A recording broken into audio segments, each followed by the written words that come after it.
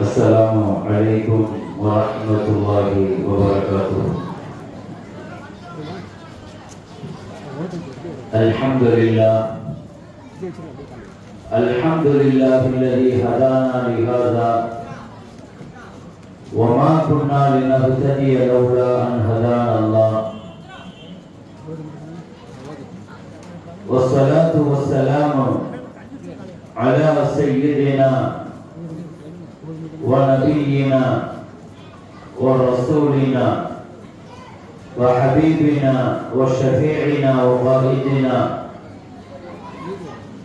محمد صلى الله عليه وسلم وعلى آله وصحبه وأهل بيته أجمعين. أما بعد، ஜஷ்னே மீலாத் சொசைட்டியினுடைய 75ஆம் ஆண்டு சீரத் தொடர் சொற்பொழிவு நிகழ்ச்சியினுடைய 9வது நாளான இன்றைய தினம் இந்த நிகழ்ச்சியை அருள்மறை இறைவசனங்களை ஓதி துவக்கி வைப்பதற்காக தாவத்துல் ஹுதா ஹிஃபுல் மதரசா சென்னை அதன் மாணவர் கானன் இம்தியாஸ் அஹ்மத் கிராத் ஓதி இன்றைய நிகழ்ச்சியை துவக்கி வைக்கிறார்.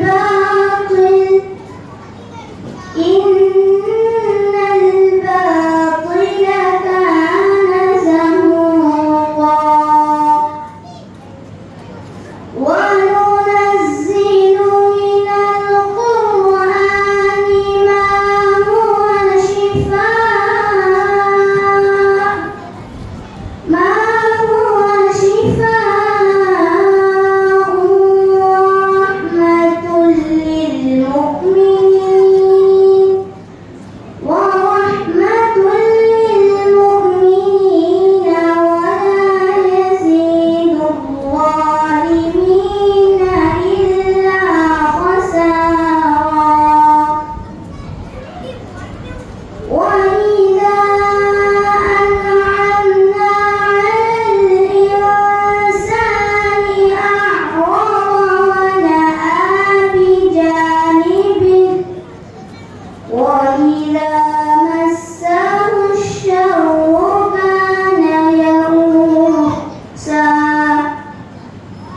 قل كل يعمل على شاكلته فربكم أعلم بمن هو أهدى سبيلا.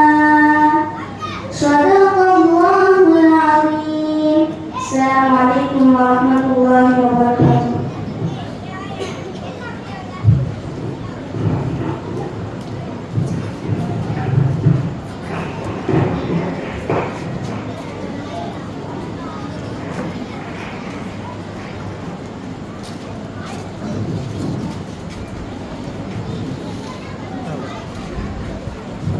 السلام عليكم ورحمة الله وبركاته. الحمد لله نحمده ونستعينه ونستغفره ونؤمن به ونتوكل عليه ونعوذ بالله من شرور أنفسنا ومن سيئات أعمالنا. من يهده الله فلا مضل له ومن يضلل فلن تجد له وليا مرشدا. أشهد أن لا إله إلا الله وحده لا شريك له وهو حي لا يموت بيده الخير وهو على كل شيء قدير. هو الأول والآخر والظاهر والباطن. وأشهد أن محمدا عبده ورسوله بلغ الرسالة وأدى الأمانة ونصح الأمة وجاهد في الله حق جهاده وتركنا على المحجة البيضاء ليلها كنهارها لا يزيغ عنها إلا هالك. من يطع الله ورسوله فقد رشد ومن يعصهما فإنه لا يضر إلا نفسه ولا يضر الله شيئا. اللهم صل على المصطفى حبيب الله سيدنا محمد وعلى آل سيدنا محمد النبي الأمي وعلى آله وصحبه وسلم. أما بعد فقد قال الله تعالى في كلامه القديم والفرقان الحميد: بسم الله الرحمن الرحيم. أذن للذين يقاتلون بأنهم ظلموا وإن الله على نصرهم لقدير. صدق الله مولانا العظيم. قال نبينا وحبيبنا وشفيعنا وقائدنا وأسوتنا محمد رسول الله صلى الله عليه وسلم: لا تمنوا لقاء العدو.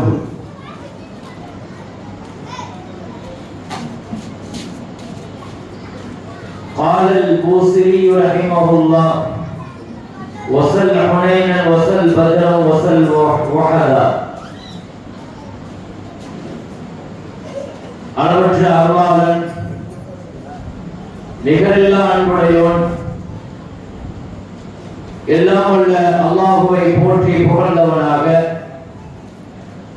உயிருக்கு உயிரான உயிரிலும் மேலான கண்மணியான காத்தமுல் அன்பியா சையதுல் அத்கியாஇ தாஜுல் அவுலியாஇ ஹபீபுனா ஷஃபீஉனா ரசூலுல்லாஹி ஸல்லல்லாஹு அலைஹி வஸல்லம் அவர்கள் மீதும் அவர்களின் பரிசுத்த தோழர்கள், குடும்பத்தினர்கள், உம்மத்தினர்கள், இங்கு சங்கமித்திருக்கிற நம் அனைவர்கள் மீதும், சப்தங்களை செவியேற்கிற அனைவர்கள் மீதும் அல்லாஹ்வின் அன்பும் அருளும் வந்து சேரட்டுமாக. எல்லாம் வல்ல ரப்புல் ஆலமீன் அல்லாஹ் ஜல்ல ஷானஹு வ தஆலா வாழும் காலம் எல்லாம் ஆரோக்கியத்துடன் வாழ அல்லாஹ் நசீபை தருவானாக. மௌத்திற்கு பின்னாலும் மறுமையிலும் கபரிலேயும் அந்த ஆரோக்கியமான வாழ்க்கை அல்லாஹ் நமக்கு தந்தருவானாக. நிரந்தரமான நீடித்த ஆஃபியத்தை அல்லாஹ் நமக்கும் நம் குடும்பத்தார்களுக்கும் அல்லாஹ் வழங்கி அருள் புரிவானாக. நோயற்ற வாழ்வை, ஹலாலான ரிஸ்கை, ஹலாலான ஹாஜத்தை, ஹலாலான நியத்தை அல்லாஹ் நமக்கு நிறைவேற்றி தருவானாக. சங்கடங்கள், சிரமங்கள், கவலைகள், மனவியாதிகள், மன அழுத்தங்கள் போன்ற எல்லா விதமான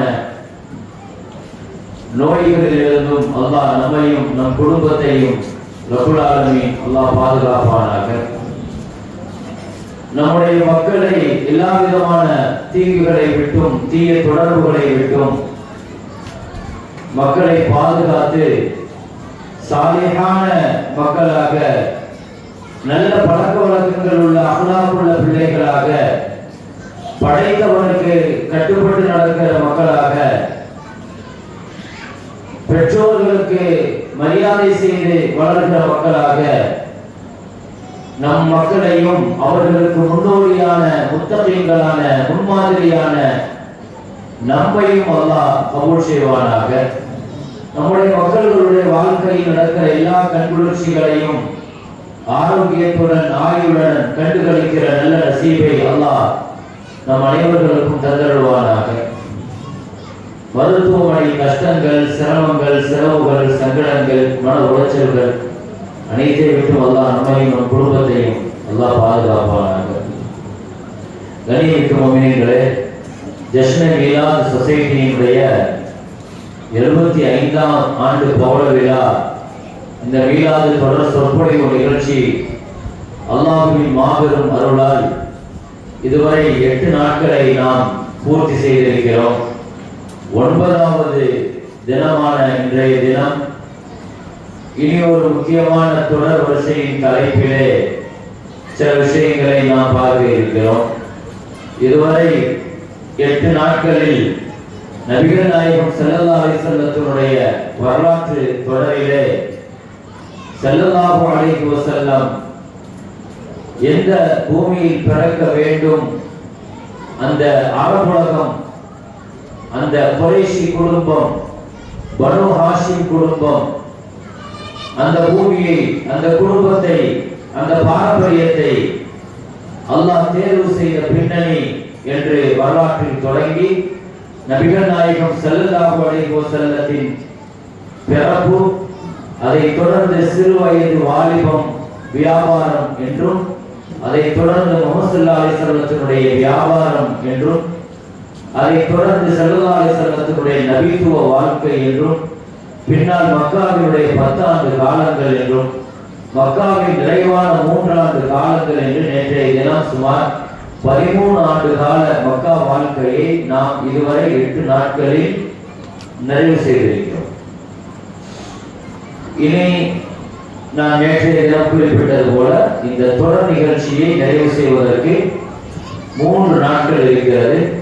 இன்றைய தினம் இன்ஷா அல்லாஹ், நாளைய தினம், நாளை மறுநாள், இந்த 3 நாட்களில் முஹம்மது ரசூலுல்லாஹி ஸல்லல்லாஹு அலைஹி வஸல்லத்தினுடைய சீரத் தொடரை நாம் இன்ஷா அல்லாஹ் நிறைவை நோக்கி நாம் போய் கொண்டிருக்கிறோம். இனி 3 முக்கியமான தலைப்புகளில் நாம் அலச இருக்கிறோம், ஆய்வு செய்ய இருக்கிறோம். அதை குறித்து நாம் பார்க்க இருக்கிறோம். ஸல்லல்லாஹு அலைஹி வஸல்லத்தினுடைய வரலாற்றில் மிக முக்கியமான பகுதியான போர்க்களங்களை குறித்த செய்தியை இன்றைய தினம் நாம் பார்க்கிறோம்.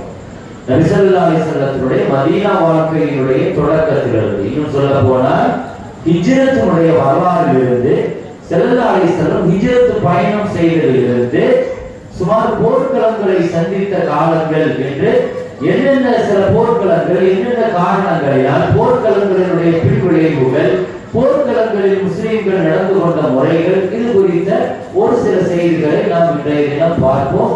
அதை தொடர்ந்து நபி ஸல்லல்லாஹு அலைஹி வஸல்லத்தினுடைய வாழ்வின் முஅஜிஸாத்துகள், அற்புதங்கள், அல்லாஹ் வெளிப்படுத்தி காட்டிய அற்புதங்கள், ஸல்லல்லாஹு அலைஹி வஸல்லத்தினுடைய வாழ்க்கையில் நடந்த முஅஜிஸாக்களை பற்றி, இது எல்லாமே நம்முடைய ஈமானை சார்ந்தது. எனவே அற்புதங்கள் குறித்து இன்ஷா அல்லாஹ் நாளை, ஸல்லல்லாஹு அலைஹி வஸல்லம் விரலும் அற்புதம் தான், கண் அசைவும் அற்புதம் தான். ஸல்லல்லாஹு அலைஹி வஸல்லத்தினுடைய அனைத்து உறுப்புகளும் அவர்களே முழுக்க பிசிக்கலி அற்புதம் தான்.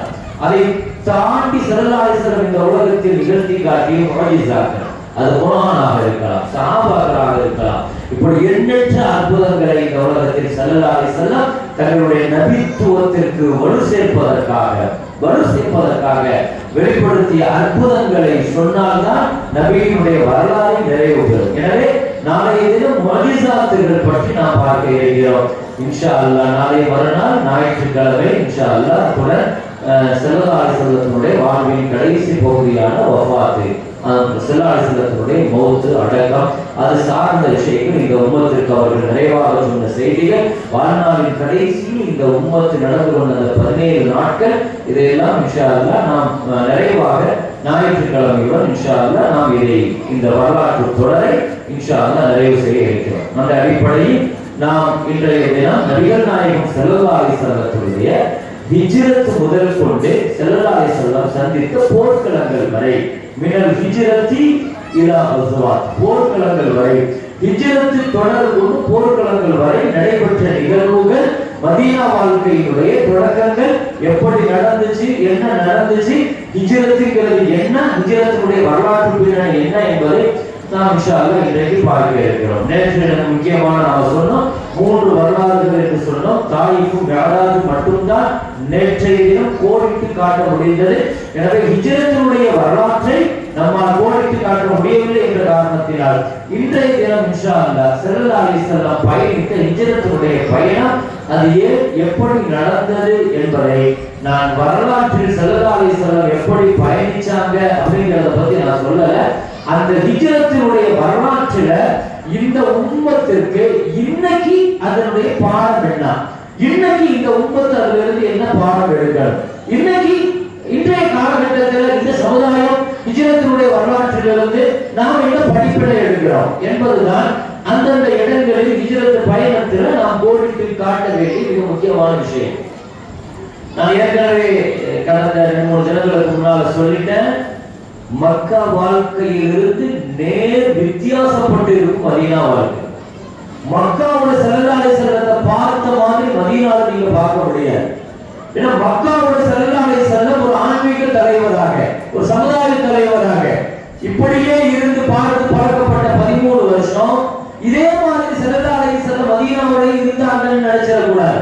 மதீனாவினுடைய வாழ்க்கையே பூரா அரசியல் தலைமையாக, அதிகார தலைமையாக, ஒரு சமுதாய தலைமையாக, இந்த உம்மத்தை கட்டமைக்கிற, ஒரு சமூகத்தை கட்டமைக்கிற, ஒரு மஹல்லாவை கட்டமைக்கிற, ஒரு ஊரை கட்டமைக்கிற, ஒரு நாட்டை கட்டமைக்கிற அத்தனை விஷயங்களையும் ஸல்லல்லாஹு அலைஹி வஸல்லம் கையில் எடுப்பார்கள். ஒரு சமுதாயத்தை பாதுகாக்கிறதுக்கு என்ன தேவை அது அத்தனையும் கையில் எடுத்தார்கள். மக்காவை மாதிரி கிடையாது, எவ்வளவு அடிச்சாலும் வாங்கிட்டு போ. அல்லாஹ் இப்படியே தான் சொன்னா, குஃபு ஐதியக்கும், குஃபு ஐதியக்கும். மக்காவுக்கு அல்லாஹ் அப்படிதான் சொன்னா, மக்கால அடிக்கிறானா குஃபு ஐதியக்கும், கையை நீங்க மடக்கிக்கங்க, கையை நீங்க சுருட்டிக்கங்க, பதிலுக்கு அடிக்க வேண்டாம், பொறுமையா இருங்க. பாக்கி முஸ்ஸலா நீங்க உண்டு தொழுக உண்டு, இப்படியே இருங்க. மைனாரிட்டியா இருக்கிறீங்க, உங்களுக்கு மெஜாரிட்டியா வரக்கூடிய காலம் வரட்டும், அவசரப்படாதீங்க. அப்ப பொறுமையை குறித்தே சொல்லப்பட்டுச்சு. மக்காவுடைய வசனங்கள் பூராவுமே பொறுமையா இருங்க. ஈமான், இஸ்லாம், மூமின்கள், போர் எதுவுமே இருக்காது மக்கால. அவ்வளவு ஏங்க குர்ஆன்ல யா அய்யுஹல்லதீன ஆமனூ நிறைய பார்த்திருப்பீங்க. மூமின்களே, அல்லாஹ் இப்படி கூப்பிடுவான், மூமின்களே. இப்படி ஒரு வசனம் வந்துச்சு வைங்க, நீங்க இத கண்ணை மூடிட்டு சொல்லியறதா இந்த ஆயத்து மதீனால இறங்கின ஆயத்து. மக்காவோட இருந்த வரைக்கும் யாரோட ஆமனுன்னு அல்லாஹ் கூப்பிட மாட்டான். எப்படி கூப்பிடுவான் தெரியுமா? அல்லாஹ் யா அய்யுஹன் நாஸ், மக்களே அப்படிதான் கூப்பிடுவாங்க. ஈமான் கொண்ட மக்களே அல்லாஹ் கூப்பிட ஆரம்பிச்சதே மதீனாவை வச்சுதான். மதீனாவுக்கு போனதற்கு பின்னால்தான் இஸ்லாத்துக்கு உயிர் கிடைக்குது, வாழ்வு கிடைக்குது, கண்ணியம் கிடைக்குது. அதுவரைக்கும் முஸ்லிம்களுக்கு ஐடென்டிஃபை இல்ல, அடையாளம் கிடையாது, உரிமை இல்ல. மக்காவுடைய 13 வருஷம் ஒடுக்கப்பட்ட சமுதாயம், மைனாரிட்டி சமுதாயம், பொருளாதார எல்லாத்திலையும் பின்தங்கிய சமுதாயம். ஹிஜ்ரத்தில் ஒண்ணு இல்லைன்னா இஸ்லாம் என்னைக்கும் முடிஞ்சிருக்கு. அதனாலதான் இதெல்லாம் வரலாற்று ரீதியாக விளங்கினதாலதான் உமர் ரலியல்லாஹு முஸ்லிம்களுக்கு ஒரு காலண்டர் வேணும், அந்த காலண்டர் வரலாறு எதை அடிப்படையாக வச்சு இருக்கலாம், நபியினுடைய பிறப்ப வைக்கலாமா, நபி இறப்ப வைக்கலாமா, நபியினுடைய நபித்துவமானதை வைக்கலாமா, இப்படி எல்லாம் சஹாபிகள் டிஸ்கஸ் செய்யும் போது உமர் ரலியல்லாஹு அழுத்தமா நின்னுட்டாங்க. ஹிஜ்ரத்தை தான் வச்சு ஆகணும். ஏன்னா ஹிஜ்ரத்து தான் முஸ்லிம்களுக்கு வாழ்வு கொடுத்தது, ஹிஜ்ரத்து தான் முஸ்லிம்களுக்கு ஆயுதம் கொடுத்துச்சு. அப்ப ஹிஜ்ரத்தை அடிப்படையாக வச்சு நம்ம காலண்டர் அமைக்கலாம் அப்படின்னு உமர் ரலியல்லாஹு முடிவு எடுக்கிறாங்கன்னா அது என்ன ஹிஜ்ரத், எப்படி நடந்துச்சு, எதனால நடந்துச்சு? ஹிஜ்ரத்ங்கிறது மக்காவிலிருந்து மதீனாவுக்கு தப்பி ஓடுன பயணம் கிடையாது. இரவோடு இரவாக ஓடுன பயணம் நினைக்கிறீங்களா? ஸல்லல்லாஹு அலைஹி வஸல்லம் ஒரு பிடி மண் எடுத்தாங்க. وجعلنا من بين أيديهم سدا ومن خلفهم سدا فأغشيناهم فهم لا يبصرون. ஓடி தூக்கி வீசுறாங்க. சுத்தி வீட்டு வாசல்ல நிக்கிறாங்க. வாளோடு அப்படியே வெறித்தனமா நிக்கிறாங்க. தலையை கொண்டு வந்தா 100 ஒட்டகம். எப்படியாவது கொண்டெல்லாம் வீட்டை சுத்தி நிக்கிறாங்க. ராத்திரி வீட்டுக்குள்ளதான் இருக்கிறாங்க. ஸல்லல்லாஹு அலைஹி வஸல்லம் வெளியே வந்தாங்க. பயப்படலையே. வெளியே வந்து வாளோடு நிக்கிறான். இத்தனை பேர் நிக்கிறான் கூட்டமா. எப்படி நம்பிக்க முடியும்? ஸல்லல்லாஹு அலைஹி வஸல்லம் வெளியே வந்தாங்க. ஒரு பதட்டம் இல்ல, ஒரு பயம் இல்ல. ஒரு பிடி மண் எடுத்து தூக்கி போட்டாங்க. அவ்வளவுதான். முன்னால போயிட்டு இருக்கிறாங்க. அவனால பார்க்க முடியும். சுத்திதான் நிக்கிறான். பக்கத்துல நிக்கிறான். وَجَعَلْنَا مِنْ بَيْنِ أَيْدِيهِمْ سَدًّا. அவர்களுக்கு முன்னால் தடுப்பை ஆக்கினோம். وَمِنْ خَلْفِهِمْ سَدًّا. அவர்களுக்கு பின்னாலும் தடுப்பை ஆக்கினோம். فَهُمْ لَا يُبْصِرُونَ. அவர்கள் பார்க்க மாட்டார்கள். فَأَغْشَيْنَاهُمْ. நாம மூடிட்டோம்ங்கறான் அல்லாஹ். நாம மூடிட்டோம். நபி முன்னால நடந்து போறாங்க. பக்கத்துல நிக்கிறான். ரெண்டு பக்கம் நிக்கிறான். நபி பார்க்க முடியாது. وَهُمْ لَا يُبْصِرُونَ. ஸல்லல்லாஹு அலைஹி வஸல்லத்தை சுத்தி அல்லாஹ் மக்காவுல அவ்வளவு பாதுகாப்பு வச்சிருந்தார். அபூஜஹல் ஒரு தடவை சொன்னா, நான் என்னைக்காவது அவர் சஜிதா தொழுகிறத பார்க்கட்டும், அவர் நான் என்ன செய்யறேன் பாருன்னு சொல்லிட்டு பயங்கரமா மிரட்டினான். ஸல்லல்லாஹு அலைஹி வஸல்லம் போய் சொன்னார், ரசூலுல்லாஹ் அபூஜஹல் இப்ப சொல்லிட்டே இருக்கிறான், நீங்க சஜிதா தொழுகிட்டு இருக்கும்போது உங்களை என்ன வேணா செய்வான் போல தெரியுது. ஸல்லல்லாஹு அலைஹி வஸல்லம் லவ் தனா மின்னி லஸதஃபத்துல் மலாயிகா உதுவன். அவன் என் பக்கத்துல வரட்டுமே. ஸல்லல்லாஹு அலைஹி வஸல்லம் அவன் என் பக்கத்துல வரட்டும், மலக்குமார்கள் அவனை துண்டு துண்டா அப்படியே தூர போட்டுருவாங்க. உறுப்பு உறுப்பா அப்படியே துண்டாக்கி எரிஞ்சிருவாங்க. மலக்குமார்கள் அவன் அப்படியே தூக்கி எரிஞ்சிருவாங்க. என் பக்கத்துல வந்துட முடியுமான்னு கேட்கிறேன். அல்லாஹ் ரசூலை சுத்தி அவ்வளவு மலக்குமார்கள் எல்லாம் மக்காவோட சும்மா எல்லாம் நடமாடல. ஸல்லல்லாஹு அலைஹி வஸல்லம் வல்லாஹு யாஸிமுக மினன் நாஸ். நபியே, உங்களுக்கு தந்த இந்த தாவா பணியை நீங்க தைரியமா செய்யுங்க நபியே. எவன் என்ன செய்யலாம் நான் பார்த்தேன். வல்லாஹு யாஸிமுக மினன் நாஸ். அல்லாஹ் உங்களை பாதுகாப்பான் மக்கள்கிட்ட இருந்து. நீங்க உங்க பணியை செய்யுங்க நபியே அல்லாஹ் சொன்னான். நபி அவ்வளவு சீக்கிரத்துல அவனால நெருங்க முடியாது. ஹிஜ்ரத் பயணம்ங்கிறது ஓடுற பயணம் கிடையாது, தப்பி ஓடிய பயணம் கிடையாது. ராத்திரியோட ராத்திரியா அப்படியே தப்பிச்சு ஓடுறாங்கன்னு நினைக்கிறீங்களா? சரித்திர பயணம் அது. இஸ்லாத்திற்கான தலைமையை தேடிய பயணம் அது. இஸ்லாத்திற்கான அரசியலை தேடிய பயணம் அது. இஸ்லாத்திற்கான ஆளுமையை தேடிய பயணம் அது. அதிகாரிகளை உருவாக்குவதற்கு தேடிய பயணம் அது. இஸ்லாம் இன்னைக்கு நேற்றுக்கான அரசியல் அல்ல. அது நீண்ட காலங்கள் அன்றைக்கு அமைச்ச அந்த அரசியல் தான் 1500 வருஷத்தை கடந்து இன்றைக்கும் அதே அரசியல் அந்த மதீனாவில் இருக்கு. உலகத்தில் இப்படி ஒரு ஆட்சியை எங்கேயாவது காட்டுங்க பார்க்கணும். ஒரு கம்யூனிஸ்ட் ஆட்சி வந்துச்சு, அது கொஞ்ச நாள் உலகம் பூரா பெருசா பேசப்பட்டுச்சு. 1970 தூக்கி எரிஞ்சிட்டாங்க கம்யூனிஸ்ட். ஒன்றிணைந்த ரஷ்யா துண்டு துண்டா செதறி போச்சு. சோவியத் ரஷ்யா சின்னாபின்னமாகி போச்சு. இந்த உலகத்தில் எத்தனையோ சித்தாந்தங்கள், கோட்பாடுகள், அதெல்லாம் காலத்துக்கு நிலைக்க முடியாது. உலகத்தில் ஆட்சியை துவக்கி அந்த ஆண்டிலிருந்து இன்றைக்கு வரைக்கும் அந்த பூமியில், அந்த அகமகத்தில் முஹம்மது ஸல்லல்லாஹு அலைஹி வஸல்லத்துடைய ஆட்சியா இருந்துட்டு இருக்கு. இஸ்லாத்துடைய ஆட்சியா இருந்துட்டு இருக்கு. அன்றைக்கு அமைத்த அந்த அரசியல், எனவே அத்தனைக்கும் வழிவகுத்து கொடுத்தது, வழி கொடுத்தது, விடை கொடுத்தது ஹிஜ்ரத் தான். அதனால தான் ரொம்ப உறுதியா சொன்னாங்க ஹிஜ்ரத்தை காலண்டருக்கு வைக்கணும்.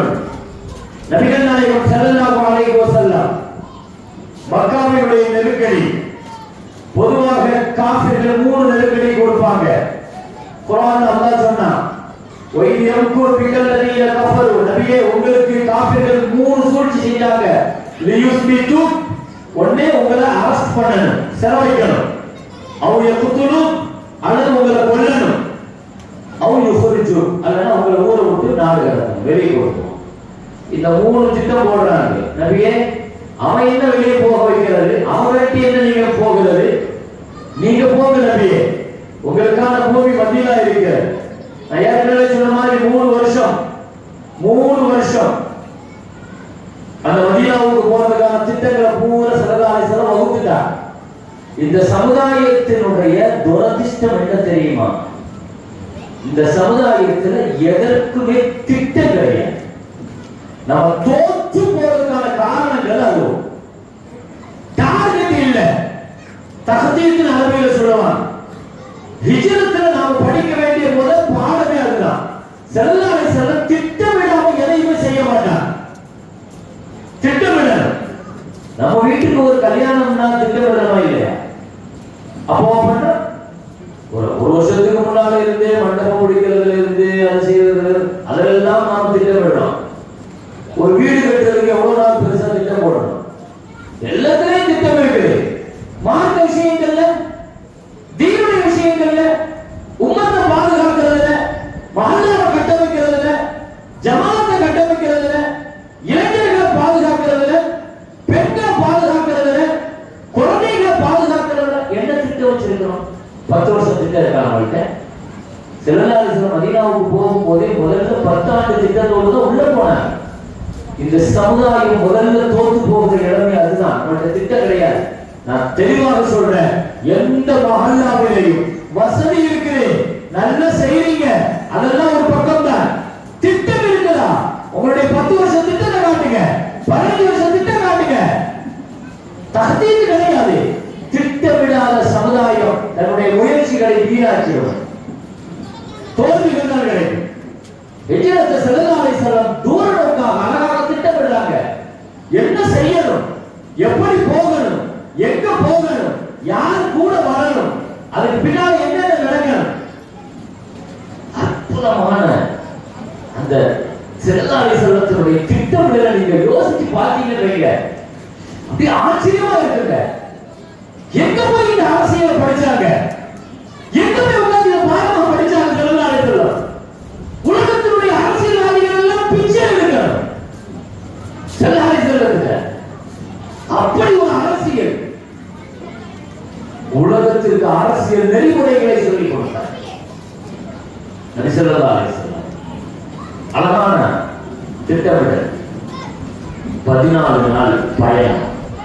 14 நாள் பயணம் மக்காவிலிருந்து மதீனாவுக்கு போறதுக்கு எந்த பாதையை பயன்படுத்த, எந்த வழியா போகணும்? 3 நாள் உச்சகட்டமாக தேடப்படுகிற இடம் அது. 3 நாள் உச்சமா தேடுவாங்க. எனவே இந்த 3 நாள் பயணத்தை வைக்க கூடாது. ஸல்லல்லாஹு அலைஹி வஸல்லம் அந்த ஹிஜ்ரத்துக்கு போகணும் முடிவு பண்ணிட்டாங்க. அந்த திட்டத்தை பாருங்க. 14 நாள் பயணங்க. மதீனாவுக்கு ஸல்லல்லாஹு அலைஹி வஸல்லம் மக்காவிலிருந்து புறப்பட்டு மதீனாவுக்கு போய் அடைஞ்சதுக்கு எவ்வளவு நாள்? 14 நாள் போயிருக்கிறாங்க. அதுல 3 நாள் சவுர் குகையில 3 நாள் போய் தங்குறாங்க. அப்படின்னு பார்த்தா 11 நாள் தான் நடைப்பயணம். சவுர் குகையை தேர்ந்தெடுத்தாங்க பாருங்க. அங்கேயே ஸல்லல்லாஹு அலைஹி வஸல்லத்துடைய அற்புதமான அந்த பார்வை என்ன. சவுர் குகை மதீனாவுக்கு போற ரூட்ல கிடையாது. மக்காவுல இருந்து நீங்க மதீனாவுக்கு போற வழியில பாத்தீங்கன்னா அந்த சவுர் மலை இருக்காது, குகை இருக்காது. அதுக்கு நேர ஆப்போசிட் டைரக்ஷன்ல இருக்கும். ஆப்போசிட்டா இருக்கும். ஏன்னா இவன் எவ்வளவு உச்சகட்டமா தேடினாலும் மதீனாவுக்கு போற பாதையில தான் தேடுவான். மதீனாவுக்கு போற பாதையில தேடுவான். கார சவுர் இருக்கு பாருங்க, சவுர் குகை அது ஒரு வழி பாதை. அங்க போனா அதோட அடைச்சிடும். அவன் மண்டையிலேயே உதிக்கல இங்க போயிருப்பாருன்னு எல்லாத்தையும் தாண்டி அவன் போய் பார்ப்போம். வேற வழி இல்லாம தான் அங்க போய் நின்னான். சவுர் போய்கிட்ட ஸல்லல்லாஹு அலைஹி வஸல்லம் ஆப்போசிட் டைரக்ஷன்ல போயிட்டாங்க. போய் சவுர் கோயில போய் 3 நாள் தங்குறாங்க. எவ்வளவு தேடணும் தேடட்டும், அவன் எனர்ஜி எல்லாம் முதல்ல குறையட்டும். சரி வந்து ஒரு வரைக்கும் அங்கங்க சுத்தி வந்து கடைசியா குகையினுடைய வாசல் வரைக்கும் வந்து நின்றுட்டாங்க. அப்பவும் பாருங்க, குகை வாசல் வரைக்கும் அந்த குகை எப்படி இருக்கும் அப்படின்னா கீழே தாழ்ந்து இருக்கும். குகைக்குள்ள இறங்கி குகையில இருந்து பார்த்தா மேல நிக்கிறவனுடைய கால் தெரியும். அவன் குடிச்சு பார்த்தா ரசூலை கண்டுபிடிச்சார். ஒரு ஆள் இருக்க முடியும், அவ்வளவுதான். அந்த குகையில அபூபக்கர் ரலியல்லாஹு முதல்ல உள்ள போய் ஆங்காங்கே இருக்கிற சின்ன குகைக்குள்ள இருக்கிற ஓட்டையெல்லாம் தன்னுடைய கையில கிழிச்சு அங்கங்க அடைச்சிட்டு கடைசியாக ஒரே ஒரு துவாரம் மாத்திரம் அப்படியே இருந்துச்சு, அடைக்கிறதுக்கு துணி இல்லை. தன்னுடைய காலை அப்படியே முட்டு கொடுத்து அப்படியே அடப்பா வச்சுட்டு ஸல்லல்லாஹு அலைஹி வஸல்லம் களைப்பா இருந்தாங்க. நபியை தன்னுடைய மடியில படுக்க வைக்கிறாங்க. தூங்குங்க, ஓய்வு எடுங்க நபியே சொல்றாங்க. ஸல்லல்லாஹு அலைஹி வஸல்லம் படுத்தாங்க. அல்லாஹ் அக்பர். அபூபக்கர் ரலியல்லாஹு அன்ஹு அவங்களுடைய கண்ணியத்தையும் மரியாதையும் விளங்குறதுக்கு இந்த ஒரு நிகழ்ச்சி போதும். அடிக்கடி சொல்லிக்கிட்டே இருப்பாங்க உமர் ரலியல்லாஹு, அபூபக்கரே அபூபக்கரே, குகையில ரசூலுல்லாஹோடு நீங்க இருந்த அந்த 3 நாள் மட்டும் எனக்கு தந்துருங்க, என் வாழ்நாளுடைய எல்லா அமலையும் உங்களுக்கு தந்தரன்னு சொல்லுவாங்க. அந்த குகையில அன்னைக்கு ரசூலுல்லாஹ் முழுக்க முழுக்க பார்த்து ரசிச்சது அபூபக்கர் ரலியல்லாஹு மட்டும் தானே.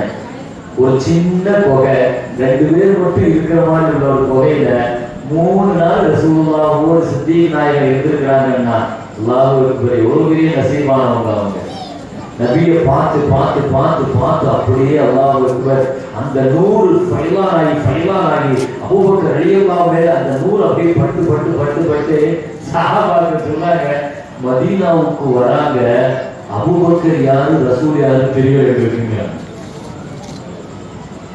அந்த ஒளி அப்படியே பட்டு பட்டு 3 நாள் நபியினுடைய அந்த நூரை வாங்கி வாங்கி கிட்டத்தட்ட ஸல்லல்லாஹு அலைஹி வஸல்லம் அவங்களுடைய நூறு அப்படியே சித்திகள் எல்லாம் வேற அப்படியே ரெஃப்ளெக்ட் ஆகும். வந்தா மதீனாவுக்குள்ள உள்ள நுழையும் போது அந்த மக்கள் சிதேவிகள் அன்சாரிகள் உலகத்துல அந்த மாதிரி ஒரு பிறப்பு இனி ஒரு சமுதாயம் பிறக்குமான்னு தெரியாது. அவங்கள பத்தி பேசணும், மதீனாவை பத்தியும் பேசணும். அதை பேசிட்டு தான் ஹிஜ்ரத்துக்குள்ள உள்ள நுழையணும். உள்ள வெளியே நின்று 3 நாளா என்ட்ரன்ஸ்ல நின்னுட்டு இப்போ வருவாங்களா அப்போ வருவாங்களா, சின்ன பிள்ளைங்க, பெண்கள், பெரியவர்கள், குழந்தைகள், வாலிபர்கள் அந்த நபியை எதிர்பார்த்து வருகிறார்கள் 2 பேரும். அப்படியே 2 பேரும் தடகடன் விட்டாங்க. ஸல்லல்லாஹு அலைஹி வஸல்லம் யார், அபூபக்கர் ரலியல்லாஹு யார் தெரியாம அப்படியே அபூபக்கர் ரலியல்லாஹு நோக்கி சில பேர் ஓடினார்களா கட்டிப்பிடிக்கிறதுக்கு. ஸல்லல்லாஹு அலைஹி வஸல்லம் உடனே என்ன செஞ்சாங்க, அபூபக்கர் தங்களுடைய மேல இருக்கிற துண்டை முஹம்மது ஸல்லல்லாஹு அலைஹி வஸல்லத்துக்கு இப்படி பிடிச்சாங்க, கொடை மாதிரி பிடிச்சாங்க. அந்த மக்கள் விளங்கிட்டாங்க, இவர் தான் தலைவர், இவர் தான் தொண்டை அப்படி விளங்கிட்டாங்க. நபி யாருங்கிறதையே அபூபக்கர் ரலியல்லாஹு அந்த மக்களுக்கு அடையாளம் காட்டுற அளவுக்கு உண்டான ஒரு நிலை. ஏன்னா அந்த சவுல் புகையில முழுக்க முழுக்க அந்த நூரை அந்த ஒளி அல்லாஹ் அக்பர். சித்திக் ரலியல்லாஹு ஒரு கவிஞர் சொல்லுவார், ஜிப்ரீல் அலைஹிஸ்ஸலாம் பயணமும் ஹிஜ்ரத்துக்கு அழைச்சிட்டு போன அபூபக்கர் ரலியல்லாஹுடைய பயணத்தையும் ஒப்பிட்டு அவர் சொல்லுவாரே, சித்ரத்துல் முன்தஹாங்கிற இடத்துல ஜிப்ரீல் கையை விட்டுட்டு நபியை தனியா போக சொல்லிட்டாரு. ஆனா எங்க அபூபக்கர் அப்படி போகல. எங்க அபூபக்கர் கடைசி வரைக்கும் கொண்டு வந்து இந்த உம்மத்திட்ட ஒப்படைச்சிட்டு தான் போனாங்க. அந்த மதீனா மக்கள்கிட்ட ரசூலை கொடுத்துட்டு தான் போனாங்க. ஓடுறாங்க, ஹதீஸ் வருது, முன்னால ஓடுறாங்க, பின்னால ஓடுறாரு, வலதுபக்கத்துல ஓடுறாரு, இடதுபக்கத்துல ஓடுறாரு. ஸல்லல்லாஹு அலைஹி வஸல்லம் நடக்க விட்டுட்டு அந்த ஹிஜ்ரத் பயணத்துல எத்தனை கிலோமீட்டர், 500 கிலோமீட்டர் மக்காவுல இருந்து மதீனாவுக்கு போன சொகுசு பஸ்ல போறதுக்கு எவ்வளவு நேரம் ஆகுது, அவருக்கு சொகுசா பஸ்ல போறதுக்கு அவ்வளவு இதா இருக்கு. அப்படிதான் நமக்கு அப்படிதான் இருக்குது. இவ்வளவு சொகுசா தந்தும் கூட மக்காவுல மதீனாவுக்கு போறதுக்கு இவ்வளவு அசௌகரியம் இருக்கு. நான் யோசிச்சு பாருங்க, பாதையில் எப்படி இருந்திருக்கும், கரடுமுரடா இருந்திருக்கும். அந்த 500 கிலோமீட்டர் அபூபக்கர் ரலியல்லாஹு அந்த ரசூலை பாதுகாக்கிறதுக்காக கூட்டிட்டு ஓடுறாரு பாருங்க. அந்த ஹிஜ்ரத் பயணத்துல முன்னால போறாரு, பின்னால போறாரு, வலது பக்கம் இடது பக்கம். ஸல்லல்லாஹு அலைஹி வஸல்லம் என்ன அபூபக்கரே ஏன் ஓடுறீங்க, ஏன் இப்படி நடந்துக்கிறீங்க, சின்ன பிள்ளை ஏன் நடந்தீங்க? இல்லையா ரசூலுல்லாஹ், முன்னால இருந்து உங்களை தாக்கிடுவானோன்னு பயமா இருக்குது, முன்னால ஓடுறேன், பின்னால வந்து தாக்கிடுவானோன்னு பயமா இருக்குது, பின்னால ஓடுறேன், வலது பக்கம் இடது பக்கம். இப்படி அரவணைச்சு கொண்டு வந்து ஒரு கட்டத்துக்கு மேல ஸல்லல்லாஹு அலைஹி வஸல்லம் காலில் அப்படியே முள் குத்தி ரத்தம் வடியுது, முதுகுக்கு மேல தூக்கிட்டு ஓடுறாங்க சித்திகள். சொல்லலாம், நீங்க அவசரப்படாதீங்க, எது நடந்தாலும் எனக்கு நடக்கட்டும், நான் மூத்தானா, நான் சாதாரண ஒரு முஸ்லிம், நீங்க ஒரு உம்மத்து. யார சொல்லலாம், அந்த உம்மத், நீங்க ஒரு உம்மத்து. நீங்க உங்க பாதிக்கப்பட்ட ஒரு சமுதாயம் பாதிக்கப்படும். உங்களை பாதுகாத்து கொண்டு வந்து நான் ஒப்படைக்கணும் யார சொல்லலாம் சொல்லிட்டு அபூபக்கர் ரலியல்லாஹு அன்ஹு அந்த தியாகம் சும்மா சொன்னாங்க. உமர் ரலியல்லாஹு அந்த சவுல் கோயில இருந்த நன்மையை எனக்கு கொடுத்துருன்னு சொன்னாங்க. அப்படியே படுக்க வச்சிருக்கிறாங்க. பெருமானார் ஸல்லல்லாஹு அலைஹி வஸல்லம் தூங்கிட்டு அசந்து தூங்குறாங்க. காலை அடைச்சிருக்கிற அந்த இடம் வழியாக ஒரு பாம்பு ஒன்று வர துடிக்கிறது. அபூபக்கர் ரலியல்லாஹுடைய கால அடப்பாக இருக்குது. ஒரு தடவை இல்லை, பல தடவை இல்லை.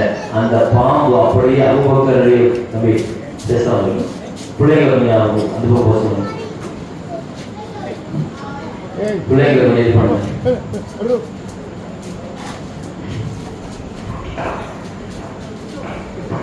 ஒரு தடவை இல்லை, பல தடவை அது கொட்டுகிறது. அதனுடைய வழியை தாங்கி கொண்டு அப்படியே முகமெல்லாம் அப்படியே மாறுது. வழி பொறுக்க முடியாம அவர்களையே மீறி கண்களில் இருந்து கண்ணீர் முஹம்மது ஸல்லல்லாஹு அலைஹி வஸல்லமுடைய கன்னத்தில் பட்டு தெரிக்கிறது. தூங்கிக் கொண்டிருந்த ஸல்லல்லாஹு அலைஹி வஸல்லம் விழித்தார்கள். என்ன அபூபக்கரே அழுகிறீங்கன்னு கேட்டாங்க. காலை விளக்கினார்கள். காலை விளக்கினாங்க. ஒரு பாம்பு உள்ளே வர நினைத்தது. ஸல்லல்லாஹு அலைஹி வஸல்லம் பார்த்த உடனே அது போயிடுச்சு. அபூபக்கர் ரலியல்லாஹு அன்ஹு சொன்னாங்க, நீங்க சொல்லியிருக்கலாம்னு சொன்னாங்க. யார் சொல்லலாம், என் உயிரே போனாலும் உங்க தூக்கத்தை நான் எப்படி கலைக்க முடியும்னு சொன்னேன். நீங்க தூங்குறீங்க, யார் சொல்லலாம், உங்க ஓய்வை உங்கள் தூக்கத்தை. இதுதான் சஹாபாக்கள். தூக்கு மேடையில நிறுத்தின ஒரு சஹாபிய ஹுபைப் ரலியல்லாஹு அந்த மக்கள் கேட்டார்கள், தூக்குல இருந்து உன்னை இறக்கிய நீ நிக்கிற இடத்துல உன் தலைவர் முகமது நபி ஸல்லல்லாஹு அலைஹி வஸல்லம் நிற்கிறாருன்னு மனசுல கற்பனை பண்ணிட்டு நீ இறங்கிருன்னு சொன்னாங்க. அவர் சொன்னாரு, நான் என் மனைவி மக்களோடு சந்தோஷமாக இருக்க என் உயிரிலும் மேலான கண்மணியினுடைய காலில் ஒரு புல் குத்தினால் கூட நான் துடிச்சு போயிடுவேன், அதுக்கு நான் உயிரை கொடுத்துருவேன், என் உயிரை எடுத்துருன்னு சொன்னேன். நீ தூக்கில போடுன்னு சொன்னேன்.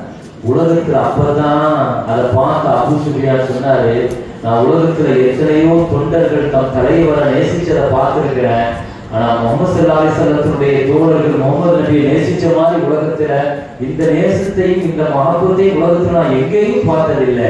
இப்படி ஒரு அன்பான சொல்லி அவர் கேட்கிறார். இது என்ன மஹப்பத்து? அல்லாஹு அக்பர்.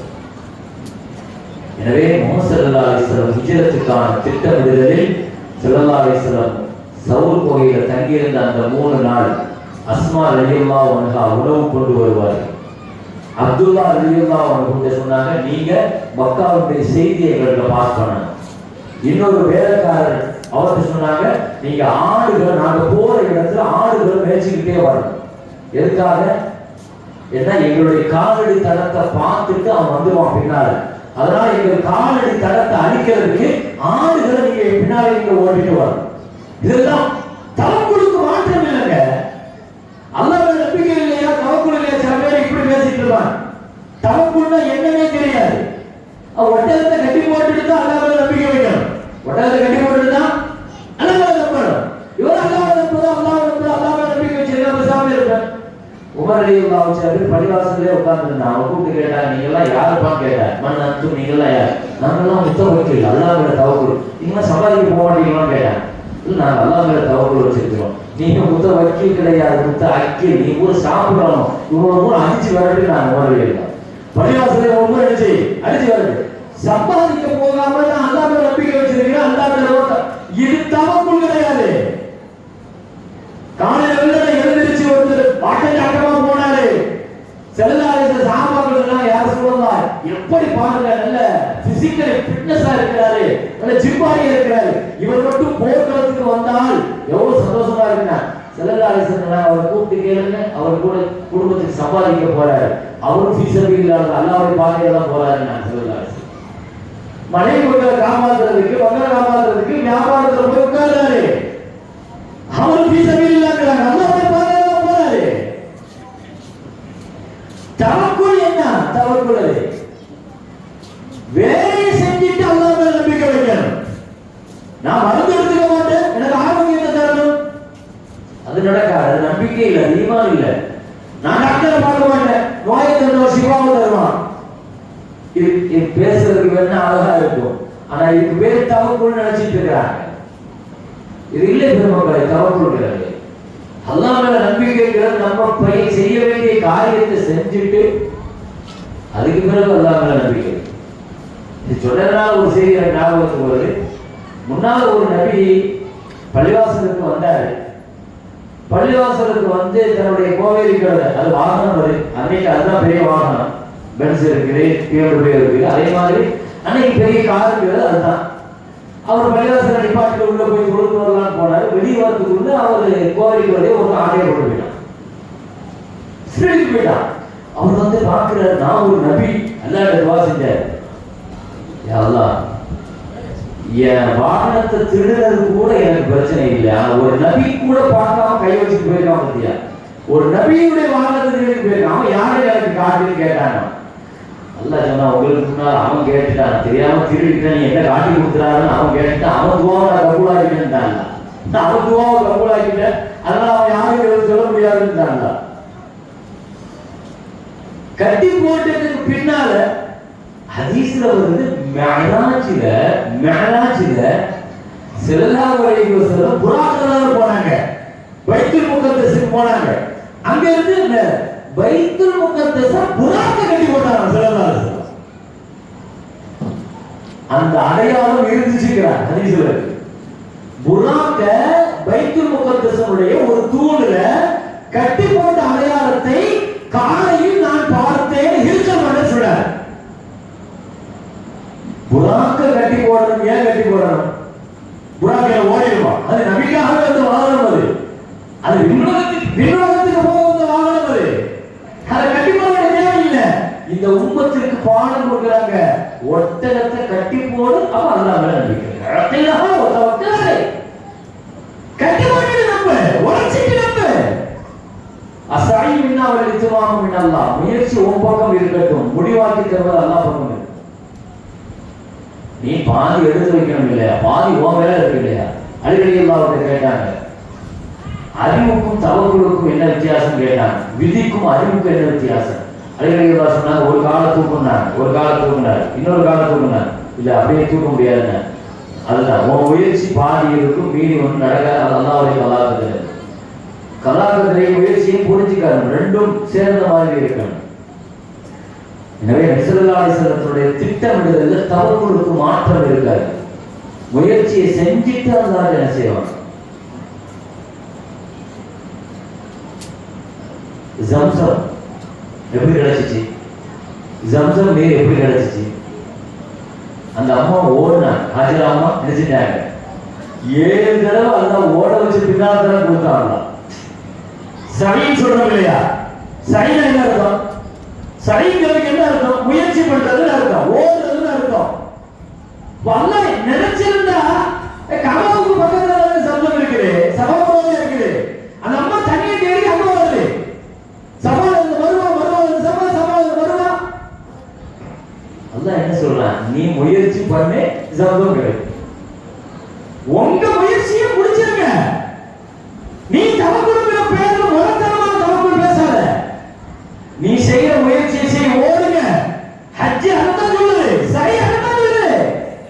அந்த அம்மா ஓடுனாங்க, அல்லாஹ் பிள்ளைய உதைக்க வச்சான். அந்த அம்மா ஓடுச்சு, குழந்தை உதைச்சிச்சு. குழந்தை உதைக்காமலே அல்லாஹ் கொடுத்திருக்காங்க தானே, அந்த அம்மா ஓட வைக்காமலே அல்லாஹ் கொடுத்திருக்காங்க சொல்றானே. அப்படி கொடுக்கலையே, நீ ஓ சக்திக்கு உட்பட்ட முயற்சியை நீ செய், அதுக்கு பின்னால் என்ன நம்ப நான் கொடுக்கிறேன். இன்னொரு வரலாறை, நான் ஒரு பெண்ணுடைய வரலாறை நான் இன்னொரு வரலாறு சொல்றேன். குர்ஆன் சொல்லுது, மரியம் அலைஹிஸ்ஸலாம் குழந்தை பெற்றிருக்கிறாங்க. ஒரு தனியான ஒரு இடத்துல ஒரு மரத்துக்கு கீழே வந்து குழந்தை பெற்றிருக்கிறாங்க. மகான் கசியா இல்லா ஜிதைன் அல்லாஹ் குர்ஆன்ல சொல்லுவான். என்ன சொன்னா அல்லாஹ், மரியமே இந்த நேரத்தில் நீ பேரீச்சம்பழம் சாப்பிடணும், நீ தண்ணி நிறைய குடிக்கணும், நீ சந்தோஷமா இருக்கணும் அப்படின்னு அல்லாஹ் சொன்னான். சூரா மரியம்ல அல்லாஹ் இதை சொல்றான். என்ன சொன்னா தெரியுமா? நீ பேரிச்ச மரம் சாப்பிடணும். ஒஹுசி இலைக்கு நீ பேரிச்ச மரத்தை பிடிச்சி உழுக்கு. துசாக்கி தலைக்கு ருத்தப்பன் ஜனியா பேரிச்ச பழம் கீழே விழும். பொக்குழி நீ சாப்பிடு. வஷரபி நீ அங்கே ஓடுற நீரை குடிச்சிக்கோ. ஒக்கறி ஐனா நீ சந்தோஷமா இருந்துக்கோ. நான் தான் சொன்னேன். நான் இங்க என்ன சொல்றேன் தெரியுமா? ஒரு பெண் பலகீனமான பெண், அதுவும் குழந்தை பெற்றிருக்கிற பெண் இன்னும் பலகீனமா இருப்பாங்க. அந்த பெண்ணை போய் அதான் என்ன சொல்றாங்க? பேரிச்ச மரத்தை நீ உழுக்குங்கிறான். இங்க இருக்கிறவங்க கிட்டத்தட்ட நிறைய பேர் பேரிச்ச மரத்தை பார்த்துருப்பீங்க. மரத்திலேயே ரொம்ப ஸ்ட்ராங்கான மரம் பேரிச்ச மரம் தான். நானும் நீங்க மொத்தமா சேர்ந்து உழுக்கினாலும் அதை செய்யாது.